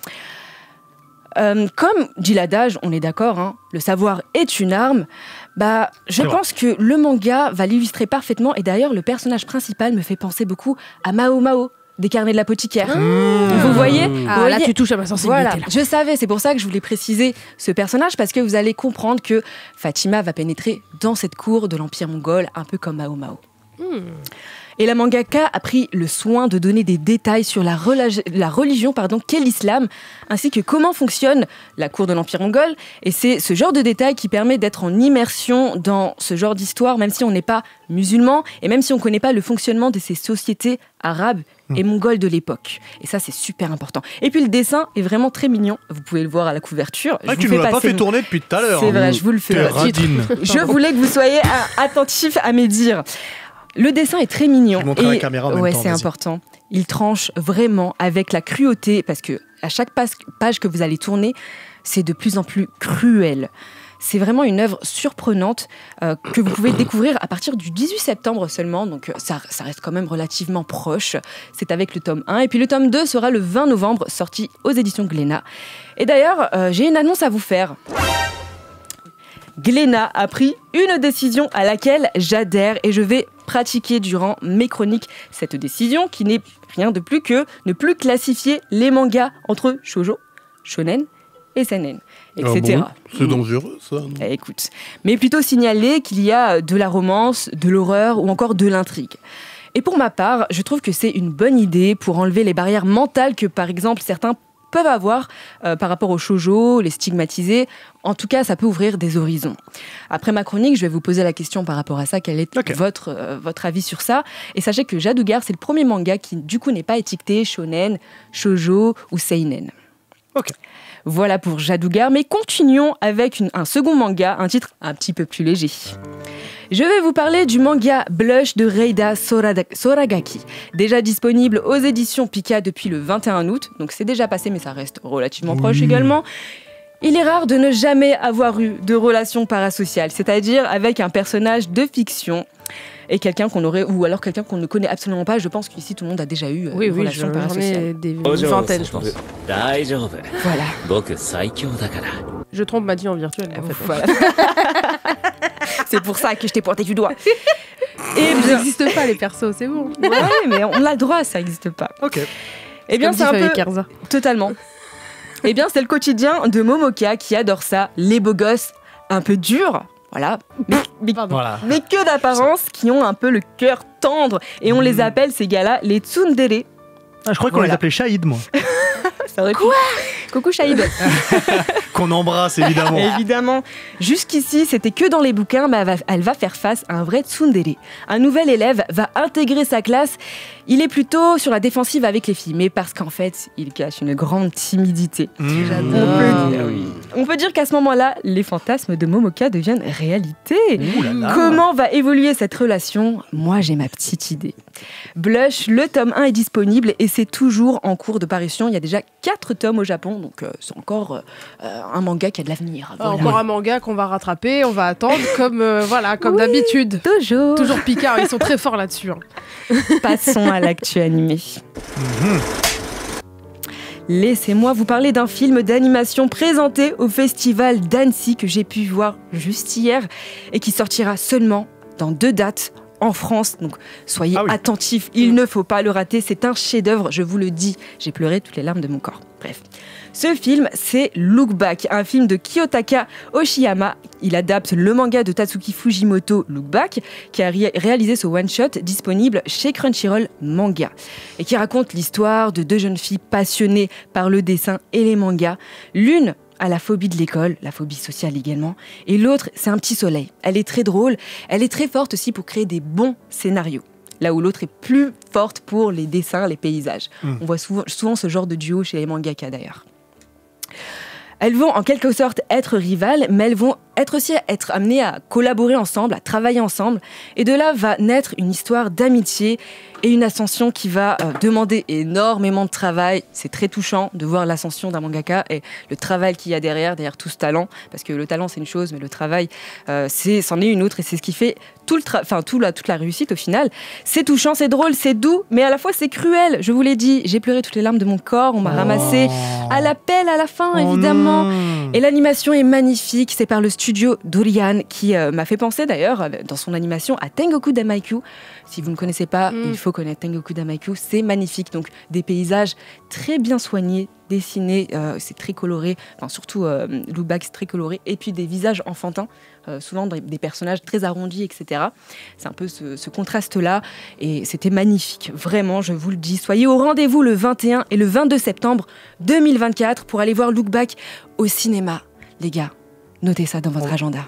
Pour l'avoir vu les mouchoirs, avec toi du coup. hier, Oui, on était ensemble. j'étais subjuguée par le taf qu'ils ont fait. C'est magnifique. Il fait 57 minutes. C'est très court Donc aussi. c'est très court, mais c'est juste suffisant. Et juste pour rappeler le génie de Fujimoto, c'est que littéralement, je pense que ce manga est un storyboard.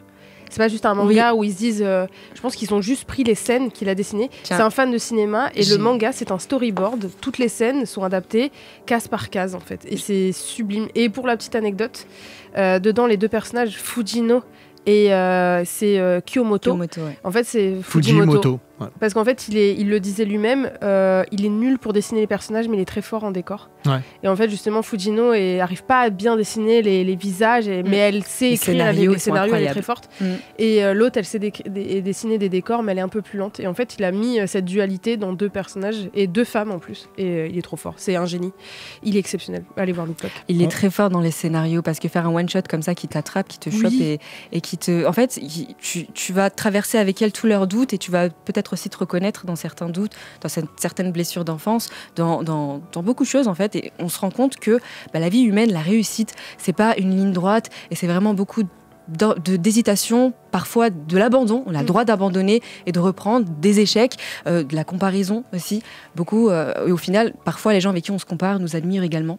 Oui. Et c'est cette réciprocité aussi entre ces 2 jeunes filles qui m'a beaucoup touchée. Donc je vous conseille, voici le manga, on peut le montrer peut-être. Donc là il y a tout. Là, il y a tout, c'est un one-shot. Il n'y a pas de tome 2. Non, du tout. C'est suffisant. One-shot. Okay. Et il est très fort. Il te suffit, vraiment. Ok.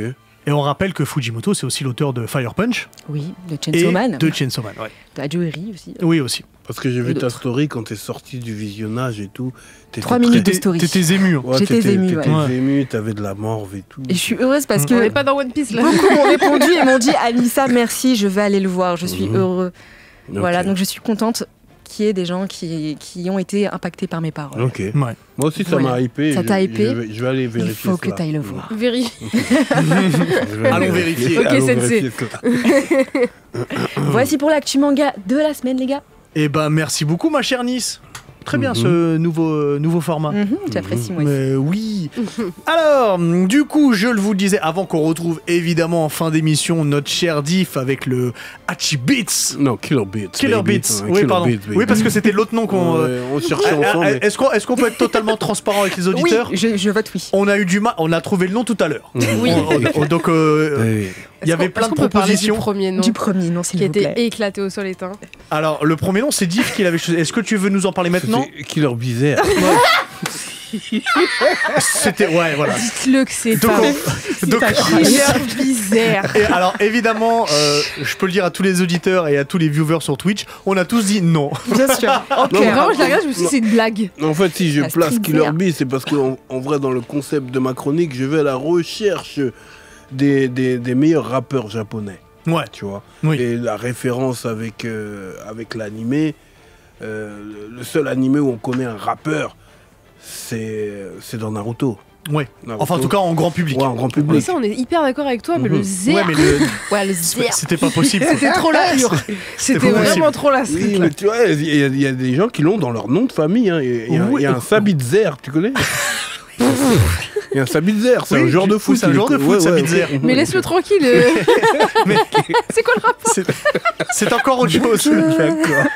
Bon, on se recentre. On verra tout à l'heure pour le Killer Beats. Comme je vous ai dit, il y avait Masashi Kishimoto et Mikio Ikemoto qui étaient là pendant tout le week-end dernier. C'était fabuleux et on s'était arrêté en première partie en parlant du fait que si on avait une question à leur poser et qu'on n'a pas pu leur poser, laquelle c'était? Diff, tu as eu ta question, j'ai eu ma question. Maintenant, on va voir avec Soso d'abord. Quelle question t'aurais aimé poser soit à Masashi Kishimoto, soit à Mikio Ikemoto? Je leur aurais demandé aux deux quel a été le personnage le plus compliqué à écrire ou qu'ils pensent quel est le personnage pas dessiné, hein. À écrire en termes d'écriture et de profondeur, quel a été le plus compliqué ou alors quel est le plus complexe pour vous? Et à ton avis, quel est le plus compliqué? Itachi, non, je rigole. La meuf, elle va absolument le placer. Non, alors ne parle pas avec ton cœur, parle avec toi. Non. Je pense que... alors, je pense que pour Ikemoto, peut-être que Boruto est compliqué, il est complexe dans son écriture, dans le sens où on part d'un personnage qui n'a pas de background, donc qui a tout à faire avec lui.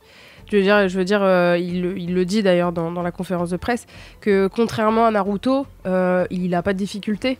Il a ses parents, ils sont en bonne santé, et du coup, avoir comme protagoniste quelqu'un qui n'a pas de vécu, qui n'a rien, qui est tranquille, c'est hyper compliqué à faire. Donc je pense que le faire autant évoluer comme ça, comme là on peut voir aujourd'hui sans spoiler, je pense que c'est là que ça le rend complexe. Par contre, pour Kishimoto, il y a eu beaucoup de personnages. Je pense peut-être Pain doit être très compliqué à écrire. Je pense que c'est celui on l'a dit tout à l'heure, qui l'a fait le plus réfléchir.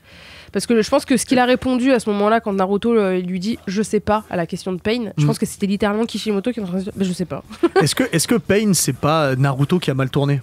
Bah c'est Naruto enfin Naruto peut-être que enfin Pain aurait pu être Naruto si Jiraiya était revenu en temps et en heure peut-être. Peut-être. Nice. Alors, je voulais faire participer le chat avant Mais de poser ma question. évidemment, toujours le chat. On a Awax BZ. Ma question, à partir de quand a-t-il conscience de l'impact immense que son œuvre a pu avoir? Eh ben il a répondu à cette question. Il a répondu, oui. Mm. C'est pour ça que je l'ai. Ah, t'avais la je l'ai même chopé. question que quelqu'un les intervieweurs. Ouais, Ok. exactement. Mhm. Moi, Alors, oui. peut-être qu'on peut lui répondre. Mais oui, totalement, oui. En même temps, parce qu'il faut savoir que Kishimoto, il s'en rendait. Alors, en tout cas, pour le reste du monde, le Japon, il n'a pas répondu, mais pour le reste du monde, il s'en rendait pas compte avant d'y aller. Parce que je vais vous, avant de te donner la parole, Oui. Nice, je vais vous révéler un petit truc qui, oh là là là là, ça m'a touché. Dis-nous tout. Après l'event, Mhm. donc il y avait un cocktail pour tous ceux qui ont organisé, et puis évidemment les auteurs étaient là. D'ailleurs, je peux vous dire, je vais me la péter, mais j'ai trinqué au champagne avec Masashi Kishimoto Non, mais ça et suffit, Mikio hein. Ekimoto. En fait, Alors, Il me l'a dit juste après. ouais. Il est sorti du Grand Rex, j'ai cru que j'allais me jeter d'un toit. Bah, alors, faites pas ça. on peut le dire, mais Kishimoto a dit qu'il adorait le champagne. ok. Oui. Et donc pendant le cocktail, moi je l'ai vu avec la coupe. flûte de champagne. Je vais en prendre une et je me dis il faut que je trinque avec Masashi Mais bien Kishimoto, sûr, c'est pas cours. possible. Et en fait, L'occasion jamais. j'ai regardé vers lui et il a levé la tête. À un moment donné, il m'a vu. Je me suis approché, j'ai tendu mon verre, donc j'ai dit Kenpai. C'est chin chin, Chin. c'est santé. Santé, ouais. Donc j'ai trinqué avec lui, j'ai trinqué avec Kishimoto. Et après, il m'a dit, après on a discuté tous les deux, plein de trucs. Je vous dirai hors antenne ce qu'il m'a dit. Et c'était super cool. Et c'est après qu'il a fait un petit discours. Ok. Et il était ému, c'est-à-dire qu'il y avait des larmes dans sa gorge et des larmes au niveau de ses yeux. Un peu de Il s- morve et tout. Non, il n'y avait Ça pas de la suffit. morve.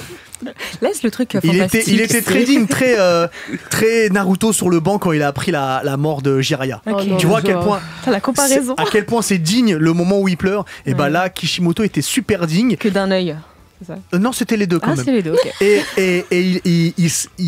il a commencé à se rendre compte de l'impact qu'il avait. Et je vais citer notre cher Shahid. Donc Kishimoto avait beaucoup d'humilité. Je suis vraiment heureux d'être fan d'une œuvre d'un mec aussi humble que Kishimoto. Hmm. C'est magnifique. Voilà. Tout est dit dans une phrase. J'adore. Je referme la parenthèse. Je t'en prie, ma chère Nice. Alors, avant de dire ma question, Vas-y. je me sacrifie pour le chat quand même. Alors, je me demande s'il avait pensé à des livres de philo pour avoir une telle profondeur dans son écriture, nous dit Lord Is-sama. Ça aurait pu être sympa comme, C'est- ouais. parce Comme qu'il nous question, aurait parlé savoir de ses références. Ouais. Bah, j'ai aussi choisi cette question parce que ma question à moi, Mm. c'est concernant Sasuke. Parce que je sais que Sasuke, moi c'est Sasuke, quand j'ai découvert Naruto, j'ai commencé les mangas avec Naruto. Ouais. Sasuke, c'est un personnage que j'ai apprécié tout de suite. Et c'est bien plus tard, quand j'ai commencé à regarder sur les réseaux, à partager avec des gens, parce que j'ai connu cette communauté sur les réseaux bien plus tard, je me suis rendu compte qu'il était détesté. Et ça m'a piqué un peu. Je me suis dit, mais je suis à l'envers ou Uniquement en la- Occident. Ouais, mais c'est Et- le Sasuke Shippuden qui est mal aimé, pas le Sasuke Naruto. Oui, beaucoup. Mais quand Tu vois, même, ouais. moi j'ai aimé les deux. Hein. Parce que j'ai Oui, compris oui, le mais Shippuden aussi. Après, tu tu sais vois. très bien qu'ils sont Bon, méchants, après, les gens sur les. Voilà, Ouais. après, pour moi, c'est parce que il se rapproche plus d'un être humain normal que bon. Quand un personnage il ressemble à un être humain comme nous, voilà, qu'il soit pas super, Ouais. un super héros, bah je trouve que les lecteurs sont un peu durs avec lui, Oui. avec eux-mêmes quoi, au Je final. suis d'accord. Mais la question que je lui aurais posée, c'est Ah, ouais.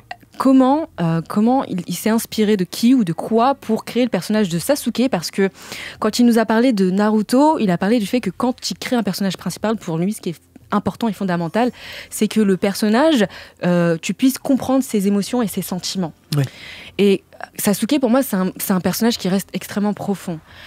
J'aurais aimé savoir s'il y avait un personnage fictif ou public ou dans sa vie à lui qui lui a inspiré en fait ce perso. Il me Moi, semble j'ai- qu'il avait Ah, répondu.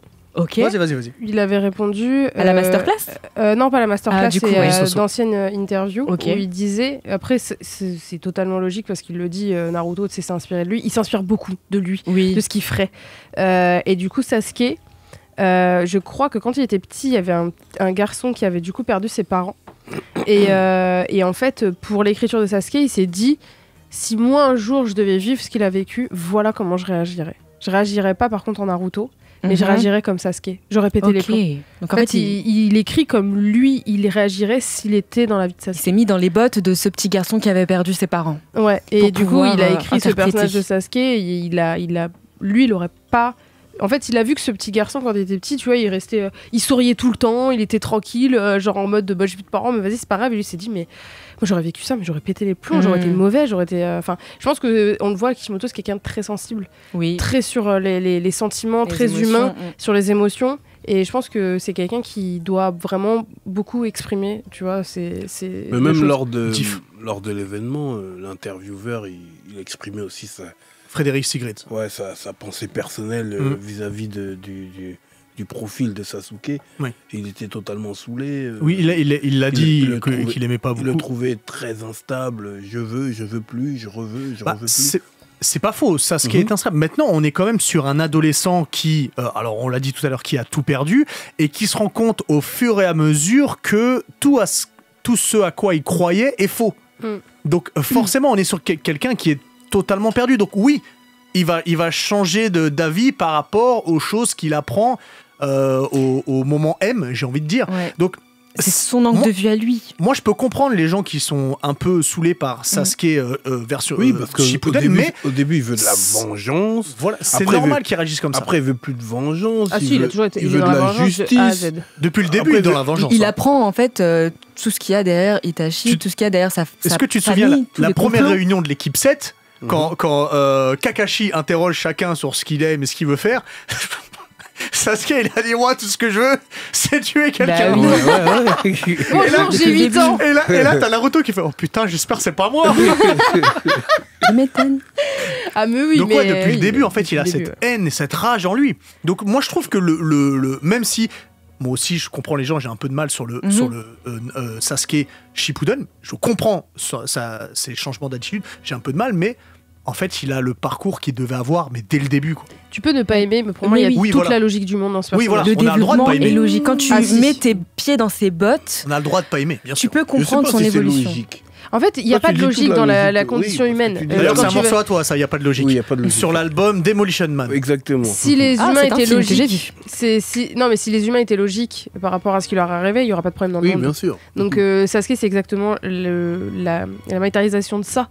C'est que, en fait, si on réagissait tous bien, utopiquement, comme un Luffy ou presque un Naruto, même s'il est très humain, il n'y aurait pas d'histoire. Mais c'est aussi ça le charme de Shippuden oui, bien sûr. Et qu'on donne à Naruto, c'est-à-dire que il a son meilleur ami qui le cause plus.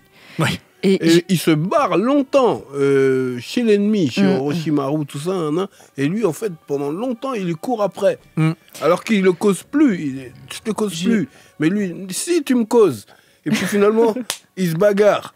Les résumés de Diff, c'est waouh. Non mais Diff, et je t'ai vu, Niche, je te donne la parole. Diff a totalement raison, parce que même si Sasuke dit j'en veux pas, les moments où il se bat avec Naruto, il y a de vrais échanges, mine de rien. Et je crois que, et on le voit sur la fin, Sasuke avait besoin de ces échanges avec Naruto. Ah bah oui, je suis totalement d'accord avec toi, mon cher Diff. Nice. Alors vite fait, il y a quelqu'un qui a dit, KNVG, il a dit c'est moi où il a pris des couleurs Uber. Voilà, je dis ça, je place ça comme ça. Et comment il s'appelle? Ken. T'étais dans le sud. Alors j'étais dans le sud. C'était mi-juillet. Hier en fait je me suis baladé sur Paris. Il y avait du soleil. Super. Voilà. C'est vrai qu'il y avait un gros soleil. J'avais pas mis de la crème indice 50. Il le faut pour ça. Mais du coup pour revenir à Sasuke. Alors parler de crème indice 50 avec cette OST là en fond, c'est excellent. Écoute, rien ne me choque. Moi j'ai coupé la parole à Ikemoto, donc rien ne me choque. On en revient. On en reparlera après. Moi je vais juste parler du fait que faut prendre aussi en compte que les Uchiwa ont une certaine sensibilité, même hypersensibilité, c'est même comme ça que se développent leurs pupilles. Et de ce fait, ils réagissent avec leurs émotions. Quand tu réagis avec tes émotions, tu réagis pas de façon rationnelle.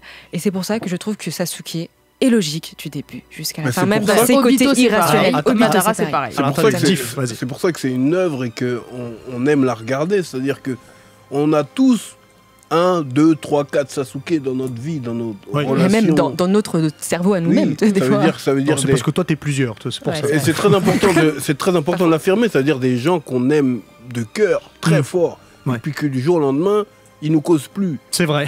J'aime bien quand tu dis du cause plus. Ils nous causent plus pour un détail. C'est peut-être pour ça que un détail qui nous échappe. Tu sais. Tu vois? Vraiment. Et puis tu cherches à comprendre et ça te torture. Mais lui, il met de la distance. Et donc toi, tu dis, mais moi, je t'aimais bien.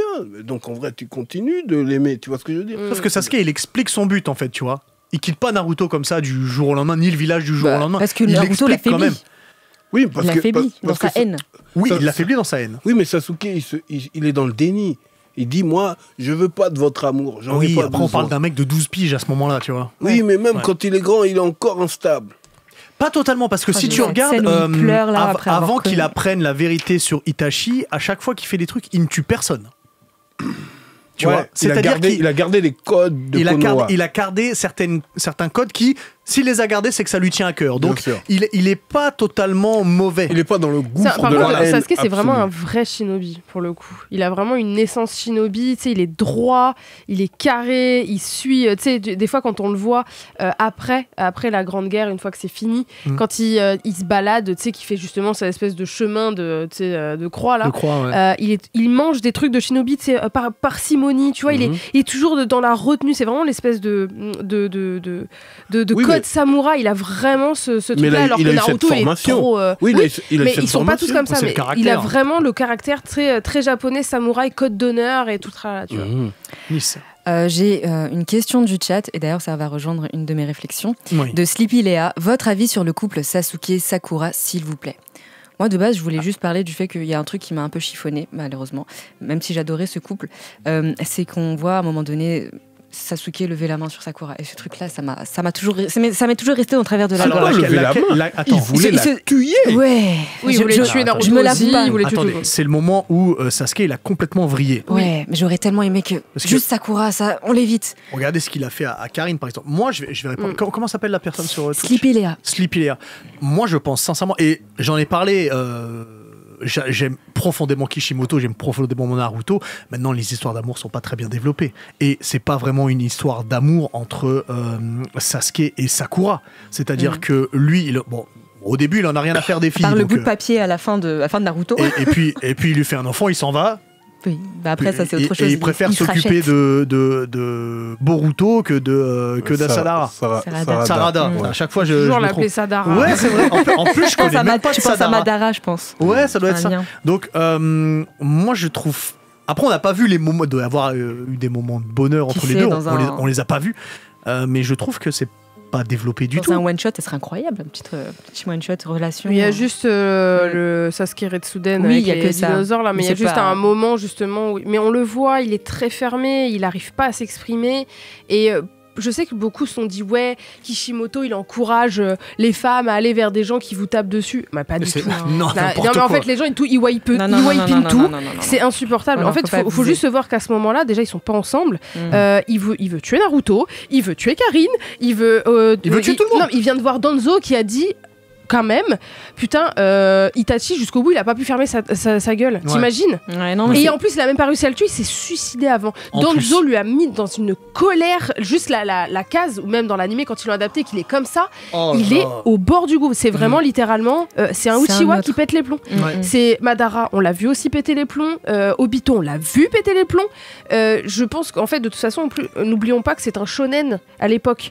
La romance, c'est par parcimonie. bien sûr. mais- Tranquillou bilou. On peut pas faire. Tranquillou bilou. Tranquillou bilou. C'était dans Palma Dans Show, la Bleach, dernière la fois, romance, on l'attend beaucoup. Oui, mais Fairy oui. Tail, il n'y a jamais eu de bisous ou de Mais trucs là- comme ça. là, tu on vois. parle Il y a de- plein de ouais. trucs comme Oui, ça. mais tu là, vois. on a envie qu'il développe un peu plus, notamment même Sakura, tu vois, parce que qu'est-ce qu'elle aime chez le bouc qui la rejette sans cesse, non Alors sachez que vous, les hommes, vous son avez eu amour du d'enfance. mal à Depuis le comprendre. Hein. début, elle rejette le cas. Mais elle l'aime. Il la Comme rejette. Naruto, Il la rejette. comme Naruto aime son ami, Elle peut Oui, pas. Ça veut dire que Enfin, elle même, peut pas même- contrôler son cœur. non, tu vois. non, même quand mais j'ai c'est quand même eu du mal. Alors, même, attendez, pas tous en même quand temps. c'est Dis- deep au moment où il veut quitter le village, il lui met des coups dans la nuque. Pac. Non, Et mais ben, ça, lui, quoi. alors ça, Ça a été mal compris. je crois. Ça, je pense, tu te rends compte que c'est entre guillemets de la bienveillance aussi de la part de Sasuke, c'est pour pas entraîner Sakura dans lui sa fuite du Est-ce que village. tu vois jusqu'où elle va, Sakura, jusqu'à mentir, à friendzoner Naruto. Ouais. Mais elle le pour friendzone parce qu'elle a pas envie d'être avec lui. Arrêtez de forcer une meuf à être avec un gars juste parce qu'il est gentil. C'est pas possible ça. Canalise-toi,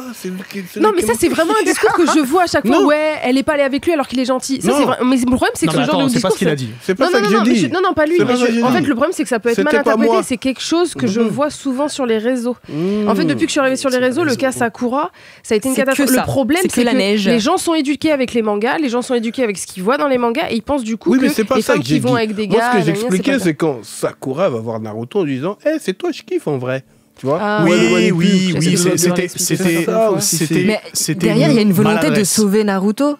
C'est une maladresse de ouf. Mais oui, c'est une maladresse de fille de 15 ans. Oui, en fait, c'est pour ça que je dis. À côté, il y a d'autres maladresses des hommes.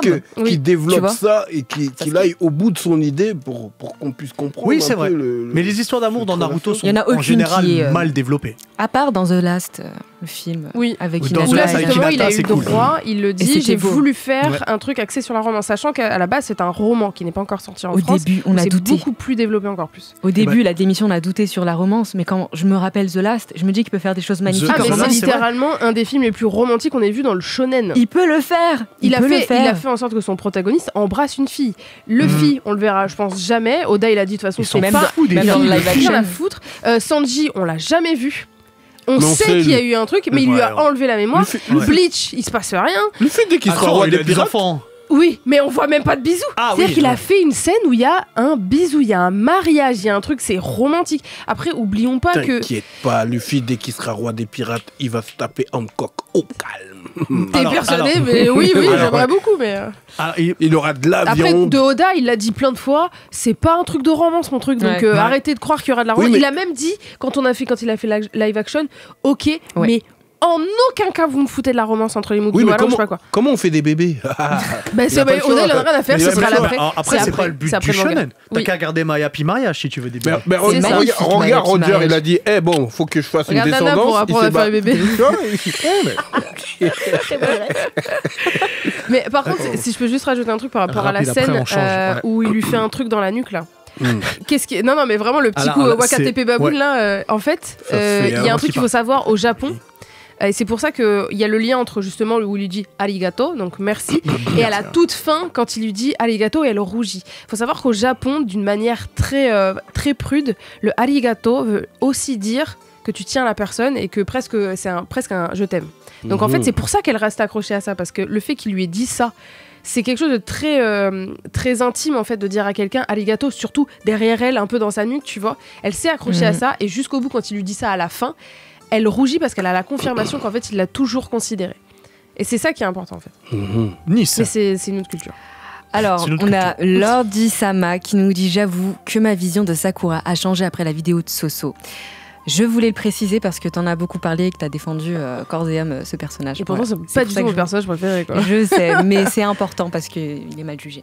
Voilà. Tu sais qu'en Amérique du Sud, ils adorent Sakura. Oui, mais ça dépend des points de vue et des cultures. Hein. C'est un des personnages les plus aimés au Japon. Sakura et Sasuke sont les plus aimés au Japon. Quand j'ai interviewé des Japonais dans la rue, je leur ai demandé leur personnage préféré. Même les mecs me disaient Sakura. Est-ce que ça serait pas parce que leur amour est rempli de pudeur? Mais parce que c'est Naruto créé par un japonais pour des japonais. Voilà. On a du mal à comprendre tous les mots derrière, toutes les scènes.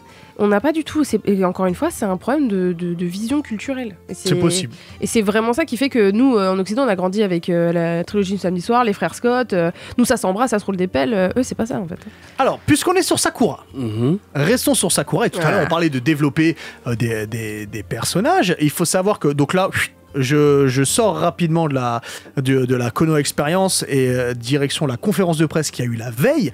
Et là, Kishimoto a annoncé qu'il aurait aimé plus développer le lien entre Sakura et ses parents. Tu vois, on parlait de développer les fleuristes.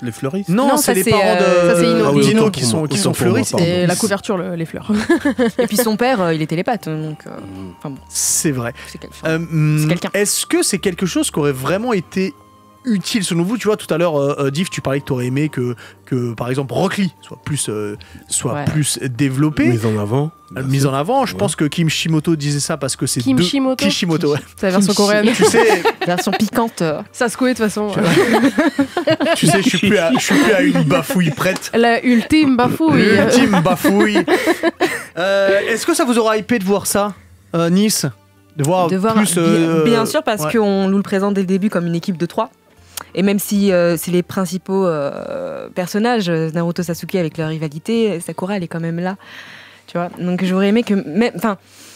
Après, elle a 2 parents. Elle a 2 parents, mais alors on peut plonger un peu plus dans sa vie à elle, dans son quotidien, dans son côté un peu... Même si ça faisait un peu tranche de vie, Ouais.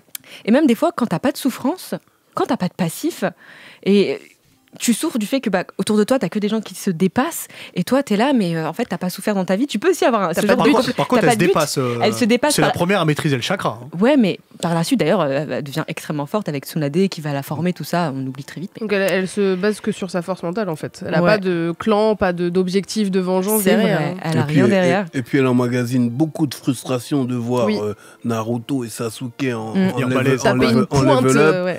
Et alors qu'elle se coupe les cheveux. C'était romantique. C'était fort comme ça. Oui, c'était fort, mais en vrai. C'est un peu comme dans Rokudenashi Blue. Oui, c'est inspiré de ça. Elle réalise qu'elle est limitée, donc elle va voir l'ultime référence de femme puissante.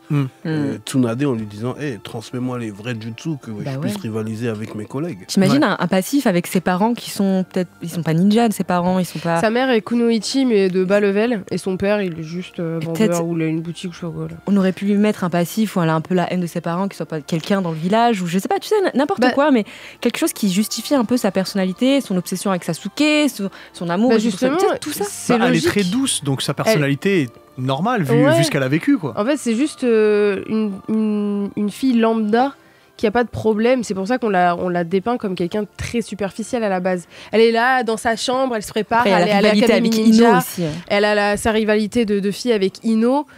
Du coup, on part sur quelque chose de très superficiel, très très basique. On dit ce sont des filles de 12 ans, donc oui, c'est pas superficiel, c'est normal. C'est justement ça, c'est qu'en fait, il a voulu lui mettre passif. En fait, c'est justement montrer ce stéréotype de fille superficielle qui a un fort intérieur de camionneur, mais qui le garde parce qu'elle doit avoir, tu sais, cette couverture très lisse. C'est pour ça que le fait qu'elle se coupe les cheveux, alors que Sasuke a dit qu'il aimait les cheveux longs, elle a une coupe en plus coupée au kunai, super. Elle a les cheveux courts, elle a pas de poitrine, il l'a pas sexualisée non plus, tu vois. Elle a un front de Zanzibar à repasser du linge. C'est un pays ça, le Zanzibar. Zanzibar. Mais tu vois, à l'événement, ils ont mis un moment les meilleurs combats, tout ça. Et ben moi, j'espérais qu'ils mettent ce combat parce qu'il m'a très très hypé. Sakura Sasori. C'est Sakura Sasori. Oui, c'est un super combat. Et en plus, dès le début de Shippuden, c'est la première à pulvériser un membre de l'Akatsuki. C'est la première. Alors, je rappelle, donc, du coup, pendant l'event, la Konoha Experience, il y avait des best-of préparés par ADN. Et donc, il y avait les meilleurs combats dans Naruto. Et c'est vrai, mais il y a tellement de combats. Oui. Tellement de combats On n'a pas épiques. vu Naruto Itachi Sasuke, par exemple, tu vois. Juste à la fin, mais un petit truc, mais même pas le moment où il fait ça. Alors c'est vrai. Ah oui, je vais te dire pourquoi on l'a pas vu. Parce que en même temps, donc il y avait Un pour tous production qui était là, et il y avait le Naruto Shippuden Symphonic Experience. Et t'as vu de ça dans le Naruto Shippuden Experience, Symphonic Experience. Donc du coup, ça aurait fait un petit peu doublon. Je pense qu'ils se sont accordés. C'était pas un problème. C'était pas un problème, mais je pense que c'est pour ça. Sasuke Itachi contre Kabuto. Ouais, c'est vrai. Tu vois, mais en fait, il y a tellement de combats qui sont oufissimes que. Bah oui, c'est un peu l'une des grandes forces de. Après, on a vu Madara faire un saut grand écart, et ça, c'est très bien. L'arrivée à la Grande Guerre, là. Moi, ça restera le ouf. Ça restera un truc de ouf quand il va se battre contre toute l'armée ninja. Exceptionnel ce moment. Quand ils l'ont mis, de toute façon, on a tous crié. D'ailleurs, j'ai une petite réaction de. Oui. Alena Tsunade, le problème aussi, c'est qu'elle ne dépasse pas, jamais, Tsunade, contrairement à Naruto et Sasuke qui dépassent leur maître. Ça se débat, mais en tout cas, même si elle l'a dépassé, c'est pas mis en valeur. Alors, si, Hashirama, pour moi, elle l'a dépassé. Hashirama est en train de dire qu'elle maîtrise mieux le jutsu médical que son arrière-petit. Son sorte de kama, donc, là. Si, elle l'a dépassé. Ah si, et en plus, c'est... À un moment donné, qu'est-ce que vous voulez de plus ? C'est Hashirama qui le dit lui-même. À la Grande Guerre, elle a dépassé Tsunade. Je veux dire, à cet âge-là, elle est en train de mettre des grandes patates dans le sol, alors que Tsunade, elle était un petit peu plus âgée quand elle avait commencé. C'est pas juste Hashirama, c'est Hashirama mort. Oui. Qui dit ah mais dis donc. T'es quelqu'un, toi. T'es plutôt doué. Vachement balèze, celle-là. Et le problème, encore une fois, c'est que on est très visuel dans Naruto. Les combats, les pouvoirs, c'est très visuel. Le vent, l'eau, la terre, l'éclair, je te sors des trucs en bois. Elle, tout est à l'intérieur. Le le principe du chakra, tout est en intérieur. En fait, quand elle te met une patate, t'as l'impression que c'est juste une patate, mais en fait, elle te dérègle tout dans le. Ah bah ça serait, il l'a grillé. Hein. Oui, il l'a bien grillé. Mais même quand t'as les Zetsu blancs qui arrivent, alors qu'elle est en train de soigner tout le monde, et elle essaye de découvrir qui est qui, tu vois, genre. Et encore une fois, faut le rappeler, si on lit bien. Et puis elle a contribué. Elle est ninja médecin. Tsunade lui fait jurer, tu dois être la dernière. Tu ne dois pas aller au front, c'est comme ça, tu es très forte, mais tu dois jurer. C'est un principe de guerre de base. Puis elle a contribué à Shikote Kaguya. Elle a contribué à Shikote Kaguya. Pour le coup, j'avais parlé de ça avec ma meilleure amie qui est militaire, et elle avait son point de vue militaire. C'est très bizarre de parler de ça avec elle, mais du coup, elle était en mode. Mais en fait, c'est hyper bien de lui avoir donné ce rôle-là, parce que les médecins à l'armée, c'est juste un point central pour nous, parce qu'en fait, c'est eux qui nous soignent. S'il n'y a pas de médecins, s'il n'y a pas des gens en backup, en fait, on est foutus. Et en fait, elle, et en plus, elle est, attention, elle est officielle de l'armée de terre, elle est haut gradée et tout. Donc, moi, quand elle a dit ça, je fais ok, j'écoutais, je buvais ses paroles. Elle sait de quoi elle parle. Elle sait de quoi elle parle. Donc, non, c'était un rôle extrêmement important. Soso, est-ce que t'es prête à t'énerver un petit peu? Oh purée. Nice aussi, peut-être que tu vas t'énerver un petit peu. Parce qu'il y a eu un bad buzz. Ça. Il faut que j'en parle. Moi, ça me déçoit énormément. Mais il faut remettre les pendules à l'heure. Il y a eu un bad buzz. Peut-être que Soso, t'auras les mots exacts. Puisqu'il y a un bad buzz lorsque Kishimoto a dit que son chara-design préféré dans Boruto était celui de Sarada. Parce qu'il a dit qu'il trouve qu'elle a un design sexy. Sarada, la petite Aninette. Sarada, la fille de Sasuke. Alors, il parle de Sarada, bien évidemment, dans Tout Blue Vortex. Celle qu'on voit avec les cheveux courts, avec un petit flot entre Nana et Bayonetta. Dans Tout Blue Vortex, ça veut dire qu'elle est plus âgée que dans Boruto. Elle a, je crois, 16-17 ans, un truc comme ça. 16 ans, je c'est un petit peu plus. Le gap est un peu plus long que dans Naruto. D'accord. Et c'est vrai qu'elle a. Dans Boruto. Oui, non, mais le gap est un peu plus long que dans Naruto. Naruto, c'était 2 ans. Là, c'était 3 ans. Et ils reviennent un peu plus âgés. Il faut préciser que Ikimoto met beaucoup de soin dans le style vestimentaire de ses personnages. Qui, d'ailleurs, dans Tout Blue Vortex, a fait un petit bruit aussi parce qu'il trouvait que c'était trop émo, trop gothique ou que sais-je. C'est très Matrix. Il a dit qu'il était fan de Matrix. Moi, personnellement, j'adore. Mais du coup, Sarada, c'est aussi le cas. Alors du coup, il y a eu Soso, tu nous disais qu'il y a eu un bad buzz, et spécialement en Angleterre, hein, c'est ça? Alors moi, de ce que j'ai vu sur les réseaux, alors forcément tout le monde se mêle, et évidemment tous les haters qui aiment bien se dire non, j'ai envie de niquer la hype qu'il y a sur Naruto parce qu'il y a eu et qui adorent plonger dans des trucs pour accuser les gens de tout n'importe quoi alors qu'ils étaient même pas là. Alors la question qui a été posée, et vu que j'ai l'enregistrement, j'ai tout retranscrit mot pour mot. Alors, Kishimoto Sensei, quel est votre chara-design de personnage préféré par Ikemoto Sensei? Et de même pour Monsieur Ikimoto. Donc, Kishimoto Sensei a répondu Sarada, en jeune femme, elle est sexy, je ne pourrais jamais la dessiner. Et tout le monde était en train de rigoler, parce que même lui, il rigolait. En fait, il a regardé Ikemoto à ce moment, il lui a dit Shekushi, donc ça veut dire sexy en japonais. Il faut remettre dans le contexte que même nous, des fois on dit le terme sexy, c'est pas forcément de manière un peu nasty, un peu dégueu. C'est juste sexy, c'est un peu plus mise en avant. On rappelle que les personnages de Kishimoto, les personnages féminins, à part Tsunade qui a quand même 50 ans déjà, ou même la Mizukage, sont des femmes, donc il les a fait un peu plus... Mais il y avait un dessin de Sakura où à la base on lui avait demandé mets-la avec un bikini, un truc comme ça, il a pas voulu. Il a dit je peux pas la dessiner comme ça. Il ose pas. C'est quelqu'un qui n'aime pas du tout sexualiser ses personnages, surtout quand elles sont jeunes. C'est pour ça qu'il a regardé en disant ouais, t'as réussi à la faire avec le petit mini short. On le voit dans le manga, elle a des talons très jeunes. Il les stylise un petit peu façon très très mode, mais le sexy au Japon, c'est un mot qu'ils utilisent même pour une voiture, pour un objet, pour n'importe quoi. C'est juste apporter une forme de style, de mise en avant. Ça n'a rien de sexuel à ce moment-là. Donc la sauce gombo, elle pue. J'aimerais préciser autre chose, c'est que quand un chapitre sur Sarada est sorti avec justement son nouveau design, toute la toile a réagi à son look. Tout le monde a parlé du fait qu'elle soit sexy, du fait qu'elle soit mise en avant. Tout le monde a dit ces termes-là. On l'a comparé à Nana et Bayonetta. Bayonetta, c'est quel personnage dans le monde du jeu vidéo? En fait, moi, je vois pas où est le problème qu'elle soit sexy. Non, mais en fait, c'est très grave parce que les gens ont commencé à dire oui, elle a dit sexy, donc il a dit sexy, donc ça veut dire qu'il a sexualisé un personnage qui est jeune, donc c'est un pédo. T'imagines? Ah oui, putain, c'est d'accord. Un petit peu trop loin. Parce que moi je carbure à Boruto depuis l'event. Ouais, donc je regarde full up. Il dort plus. et en vrai, elle est encore petite. Ouais. Donc quand il dit ça, mais dans Tout Blue Vortex, tu vas voir que oui, ils l'ont mis en sexy. Moi, j'ai pas la vision. J'ai pas la vision de de elle dans sa fin d'adolescence pré-adulte, tu vois. Mais il a pas dit ça à ce moment-là. Moi, je trouve pas que ce soit. En fait, elle a un côté très punk rock, tu vois. Et je trouve pas que ce soit sexualisé, tu vois. C'est un style sexy, c'est vrai. Elle a un style sexy. Mais en fait, Voilà. elle est en short. Elle a cette espèce de veste qu'elle a. à mi-épaule. Elle a acheté la veste en gros qu'achète Boruto pour se souvenir de lui pendant que. Attends, Voilà. faut pas spoiler. Bref, Moi, pardon. Mais en gros, mais en gros, sur la pose, elle a l'épaule dénudée et Ouais. c'est quelque chose d'un peu sensuel, d'un peu sexy au Japon d'avoir cette épaule dénudée, mais c'est très chaste. Je pense que ça n'a aucun t'as problème. utilisé un bon mot, c'est sensuel. Je trouve que ce Ouais, mot-là, voilà, il, c'est ça, il c'est est- il est sensuel. parfait. En vrai, Mais y a pas de maintenant- Boruto, c'est pareil. mais- Il le fait avec une chemise qui va jusque là, avec le début des abdos. Pareil, il est sexy, Comme Boruto. Sasuke C'est pas jadis, grave. quand c'est- il a enlevé son haut de kimono. Et c'est venant d'une communauté qui crush sur des personnages qui ont tous 16-17 ans, Oui. c'est très mal, Ouais, c'est très mais- malvenu quand Et même. puis, Tu sais, j'ai envie de- les réseaux. J'ai envie de préciser aussi qu'il a toute une œuvre derrière lui. Moi, j'ai pas trouvé qu'il a sexualisé ses personnages. Non, justement, c'est celui qui a À le côté, moins on a sexualisé. énormément de shonen qui mais sexualisent bien sûr. à fond les personnages.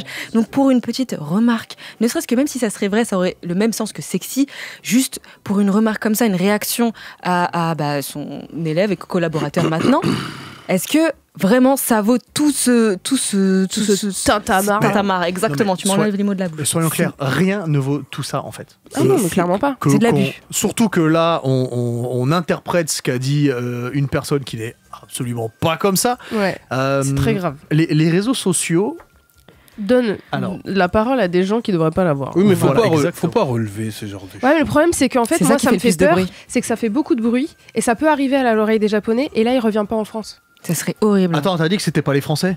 Non, mais les Français commencent à s'y mettre en fait. Ah, Parce ils qu'ils sont commencent à. relous, Il y en avait qui La m'envoyaient des messages. moutonnerie. Oui, Soso, t'étais à la conférence de presse, est-ce que c'est vrai? Il y en avait qui commençaient à faire des fake infos. Non, c'est une erreur de la traductrice. Il a dit kakoi, donc ça veut dire cool. Non, il a dit sexy, mais c'est pas grave, c'est shekushi. Donc il y a un gars sur Twitter qui a fait un thread sur justement le terme shekushi, donc sexy au Japon. Comme quoi, ce n'était pas un truc que tout le monde pense, parce que tout le monde a le cerveau complètement embrumé par. Ouais, mais C'est leur- toujours leur une question pensée, de vision bizarre. culturelle au final. Ah oui. Ouais, Est-ce on que peut tu pas te souviens être responsable des mauvaises interprétations. Est-ce des que vous gens. vous Ouais. souvenez d'un truc? Est-ce que vous vous souvenez je fais une petite transition cinéma, dans Men in Black, dans le 1, Ouais. quand juste avant que Will Smith se fasse recruter en tant qu'agent du Men in Black, il est en train de parler avec Tommy Lee Jones sur un banc face à l'Hudson. Non, c'est à l'East River, pardon. Mhm. Et à un moment donné, Will Smith il dit ouais, mais peut-être qu'on pourrait dire à tout le monde que les extraterrestres existent. Et il comprend, non, j'ai bien compris moi. Et là, et vous allez voir le lien, et là Tommy Lee Jones il lui répond, une personne seule, oui, elle peut comprendre. Mais en foule, on est bête. On Oui. panique. Ah ouais. C'est vrai. Et là, c'est exactement L'effet ça. de On se masse, suit. Une personne seule peut être intelligente. Mais comme sur les réseaux, ils sont en foule, ils deviennent très vite bêtes. Ils Ouais, parce s'écoutent, qu'ils et voilà. réfléchissent pas Et par voilà. eux-mêmes. ils regardent ce que les autres disent, etc. C'est d'où ce que je dis, Mm. faites attention aux fake infos, même s'il y avait des gens qui étaient là, ou qui tous se transforment pour faire cliquer, pour faire buzzer, et c'est insupportable. Donc vraiment, essayez de trouver la source. Toujours la Mhm. source. Peut-être qu'on aura le temps de dire 2-3 trucs après, mais avant, il y a une nouveauté maintenant. Oui, Enfin, il y a une nouveauté maintenant. Avant Diff nous faisait les poneglyphes, on adorait les poneglyphes. Diff. Les poneglyphes. C'était trop bien, j'étais passionnée par fabuleux. ta, Les par bails ta de chronique. sample Mais et là, tout ça. Non seulement ta chronique a changé de nom, mais elle a même changé de thème. Mhm. Le Killer Beats, est-ce que tu peux, du coup, nous redire à nous, ainsi qu'à nos auditeurs et à nos viewers, comment est devenue ta chronique, et après, let's go baby. Ok, donc ma Brand New Chronics. Mhm. Il s'agit de repérer les meilleurs talents en rap japonais. Ok. Voilà. Tu connais des rappeurs américains. Je connais des rappeurs français. Je connais aussi. Mais c'est tout. Je connais les Teriyaki Boys parce qu'ils ont fait un feat avec Pharrell Williams. Ouais, tu connais. Mais c'était par début 2000, exception, tu vas connaître. Ouais, je connais rien. Tu connais pas de rappeur polonais. Je connais. Non, tu non. connais- tu Non, connais je connais pas pas. de- tu connais- Après, j'écoute plus de rap, Voilà, donc non, tu je connais pas. Tu connais pas de rappeur béninois. Si. Et il y en a un là. Donc en vrai, voilà, c'est ça ma recherche. Trouver Ok. les meilleurs rappeurs japonais parce que c'est en plein essor là-bas Ouais. et il y a des très très bons artistes Ok. et notamment celui dont je parle aujourd'hui. Bah, Let's go baby. Yeah baby. Bagayaro, Komoyaro. J'adore. La susurrer dans mes oreilles. Donc Ouais. aujourd'hui dans Killer Beats, on va parler de lui. Voilà. Donc On était Tu en vois backup. Tu vois, Donc cette chronique commence bien, dis. le commun des mortels le découvre sur le hit de Megas Stylan Mamouchi, tu vois. Mais qui est-il vraiment? Je sais pas. Tu vois, qui est-il vraiment? C'est Yuki Shiba, né le 22 avril 1990, d'un père coréen, d'une mère japonaise. Ah ouais. Un parcours digne de l'American Dream. Ok. Laissez-moi m'expliquer. Ok. Alors qu'il n'a que 3 ans, son daron se suicide. Ah merde. Oh. Damn. Sa mère, C'est très shonen ça. sa mère dévastée par la tristesse, elle tombe dans le crack. Ah, Wow. quelle vie. Ça C'est veut dire que- Brooklyn. Ça veut dire que lui et son frère, ils se font élever par les grands-parents dans la partie la plus hood de Tokyo. Ok. Là où la violence est banalisée. D'accord. Le business était un. Donc en fait, l'assassinat. tu vois, c'est vraiment la pauvreté. Mm. Là où on fait des sandwichs à la clémentine. Ah Ah, bah comme notre producteur Ouais, fait, la dis donc. banane. Ouais. C'est vachement beau les sandwichs avec Donc les tu vois, très tôt, fan et inspiré par le groupe de rap japonais de l'époque, tu vois, genre, et c'était King Kidra, dont voici un extrait. C'est Killer Bee en fait. Non là ça rappe bien. J'ai un peu de le flow. Donc tu vois, c'est des OG à l'américaine. Ouais. L'équivalent chez nous, ça serait Sage Pouet de la rue ou NTM. Ok. L'image très américaine, mais avec des textes conscients. Donc lui, il rentre dans ce game-là, tu as vu, très américain, avec des textes qui reflètent la réalité de ce qu'il vit. Il est très actif. En 2012, dès 2012, il commence à sortir des mixtapes, des projets, plusieurs albums. Et puis en 2015, il fait le buzz avec un couplet gang sur le titre du rappeur coréen Kiss Hype. いらないもの捨てちゃおういるものだけありゃ幸せなのかもしれないだろううんありがとうありがとう俺は俺の足で歩く C'est Sasuke en 綺 fait. 麗な靴ありがとう。また汚しまくるシューレース外すエアフォースC'est très inspiré Atlanta. Voilà. Donc là, à ce moment-là, il commence à devenir quelqu'un. Ouais. T'as vu, c'est-à-dire dans le Japon et même à l'international. Et puis en 2021, il décide de changer de blase. Parce que il a commencé en s'appelant K-O-2-H. Tu vois. Ouais. Et en 2021, il décide d'abandonner l'image trop gangsta, trop réaliste du quartier d'où il vient. Et éclore avec son véritable nom, Yuki Shiba. Dans son entièreté, plus mature, plus ouvert à des projets divers. Il fait des projets de mode, il fait des chansons love, il est aligné avec sa sensibilité. Ok.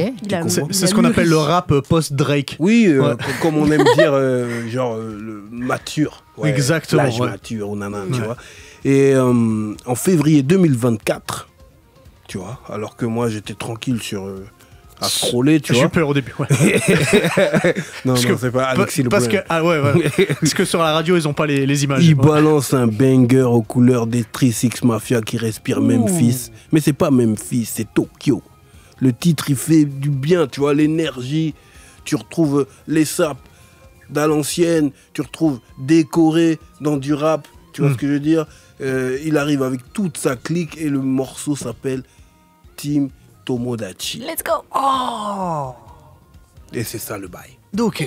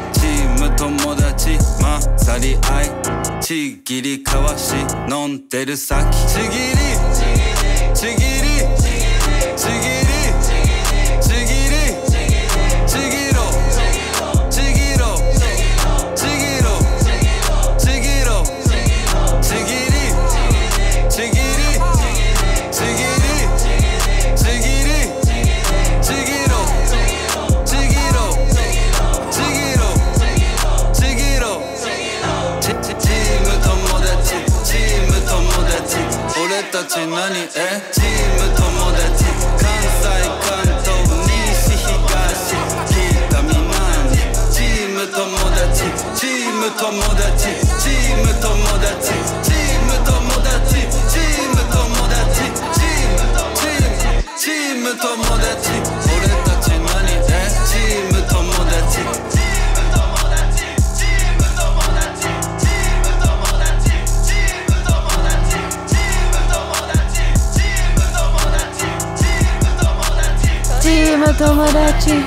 Yeah. Oh là là, oui. Team Tomodachi C'est un de banger Yukishiba, total. C'est un banger total. Ouais.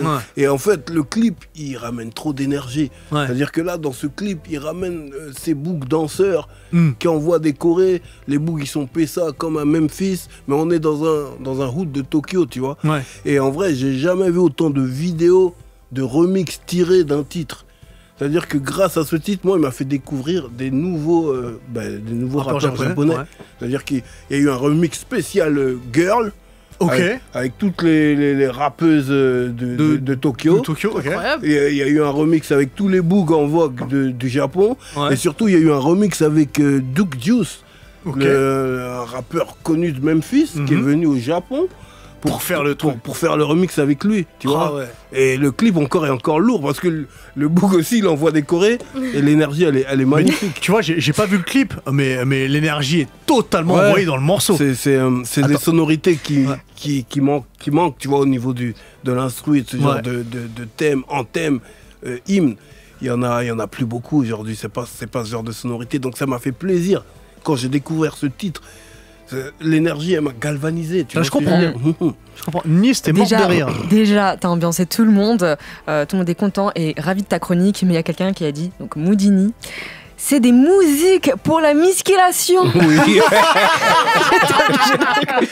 C'est là que tu vois que je me dis qu'ils nous connaissent bien. Ouais, Moi, je ils veux savent qu'ils nous disent- faire rire Ils sur le savent, chat. ils savent. Ah ouais. Et puis on a Odo qui nous dit incroyable la chronique, Move, très belle première émission, Merci. tout est génial. Oh, merci merci beaucoup. infiniment les gars. Merci le merci chat, vous avez beaucoup. été Très génial. belle Merci saison, à hein. vous d'être là. Oh là là, merci à vous Je d'être crois là. qu'on Vous a tous rigolez. kiffé là, on est tous Ouais. ravis d'être revenus Ah, là, de tu m'as mis retour. bien sur Ah ce. Team Tomodachi, regardez Oh, le Miata, clip, hein. regardez les clips, regardez les remix. Quand- Yukishiba, il est Les important. remix. Mais quand est-ce que tu fais un remix? Un remix. Ouais. Mais j'ai déjà fait un remix. Non, mais remix de celui-là. Avec Ah, Miata. Parce que je connais le remix Ouais, avec. ok. Ouais. Tu sais que je l'ai entamé, Jamal aussi a kické Ah ouais dedans. Mais Ouais. je me souviens quand Jamal venait, donc ton fils, et Willax le jouera dans une Ok. soundtrack. Ok, Ok. donc quand Willax sera. Parce qu'il est sera- il est déjà dans le disque dur. en Ah, vrai. c'est au frais, déjà. Ouais, il est déjà au frais. Ok, bah vivement. Il y a que toi qui rappe ou c'est que Il y a Jamal? Jamal et moi, ouais. Oh, Incroyable. trop bien. Legacy. Un duo Ouais, père-fils. J'adore. Oh là là là là. Eh, merci pour cette première émission. Mais merci les gars, je suis trop contente de vous Oh avoir là là. revus. Grave. Est-ce Trop bien. Ouais, c'était super bien. Et maintenant, je peux vous dire un truc. Ouais. Quoi? Non, mais tu me regardes comme si j'allais dire. Quand je suis rentré chez moi après l'event de. T'as chialé comme un caca. Et j'ai eu les larmes aux yeux, exactement. Pourquoi je peux vous le dire t'as maintenant. pleuré, dis-le. Non, si j'avais pas fait la poussière avant, il y en avait un peu qui Ah, sont ok. rentrés dans Il y avait un peu les Mon globe oignons aussi, oculaire. t'as fait la Il y avait couille. les oignons. Il avait un manga dans l'œil. Non, mais j'aime De bien quoi comment t'es aligné avec ta sensibilité. C'est Ouais, cool. mais c'est c'est ça. important. Moi, je suis un mec R&B. Mais oui, Ouais, c'est un mec ouais, R&B Tu de vois, base. R&B, ouais, C'est cool. normal, Tevin Campbell, on écoute Ouais. Can We Talk. En tout cas, moi, j'étais ému de te voir sur scène Ouais. Merci et d'avoir beaucoup. peut-être ça façon Merci one-man beaucoup. show. T'as Et donc, je présenté comprends. Yata comme Jaja. Merci. Moi j'ai pu beaucoup. dire, je connais le mec sur Ah. scène. Je le connais. Et sachez Et merci que encore. tous vos messages m'ont touché. Pour ta case dédiée sur scène. Ah, mais c'était. C'est important parce que tout le monde l'a capté en plus, je suis en mode. Bah, évidemment, quand je dis Soso, c'est pour toi, je pense que bon. Il y a Ouais. peu de chances que les gens captent pas. Surtout quand il y a Itachi dans le coin. Ouais, surtout quand il y a Itachi. Tu sais que Mati a vraiment dit j'aimais bien ce personnage. Maintenant, je peux plus le supporter. À cause de toi? Oui. C'est normal, à chaque fois que tu fais Mais un c'est smash son en rival. passe et t'as dans. C'est son rival, littéralement. Après, ça va, lui, il a un rival qui n'existe pas, donc C'est c'est ce bon. que je dis. Il est virtuel. Il est plus- Voilà. Ouais, mais il a un sacré level quand même. C'est vrai, mais il est plutôt en sécurité. Ouais. Un grand merci à toi, ma chère Soso. Avec plaisir. Merci Nice. Merci, les gars. Merci Diff. Team Merci Tomodachi. à. Ouais, exactement. Merci à Maël, à Xavier, à Face, à Shahid, à Juliette. J'espère que j'ai oublié personne en régie. Parfait. Évidemment, un grand merci à vous qui nous écoutez en radio et vous qui nous suivez sur le chat. C'est grâce à vous qu'on a la force de continuer et qu'on continuera d'année en année, j'espère. Et puis, on se retrouve mercredi prochain pour un prochain Yatta. Ciao! Bye bye. Bye bye.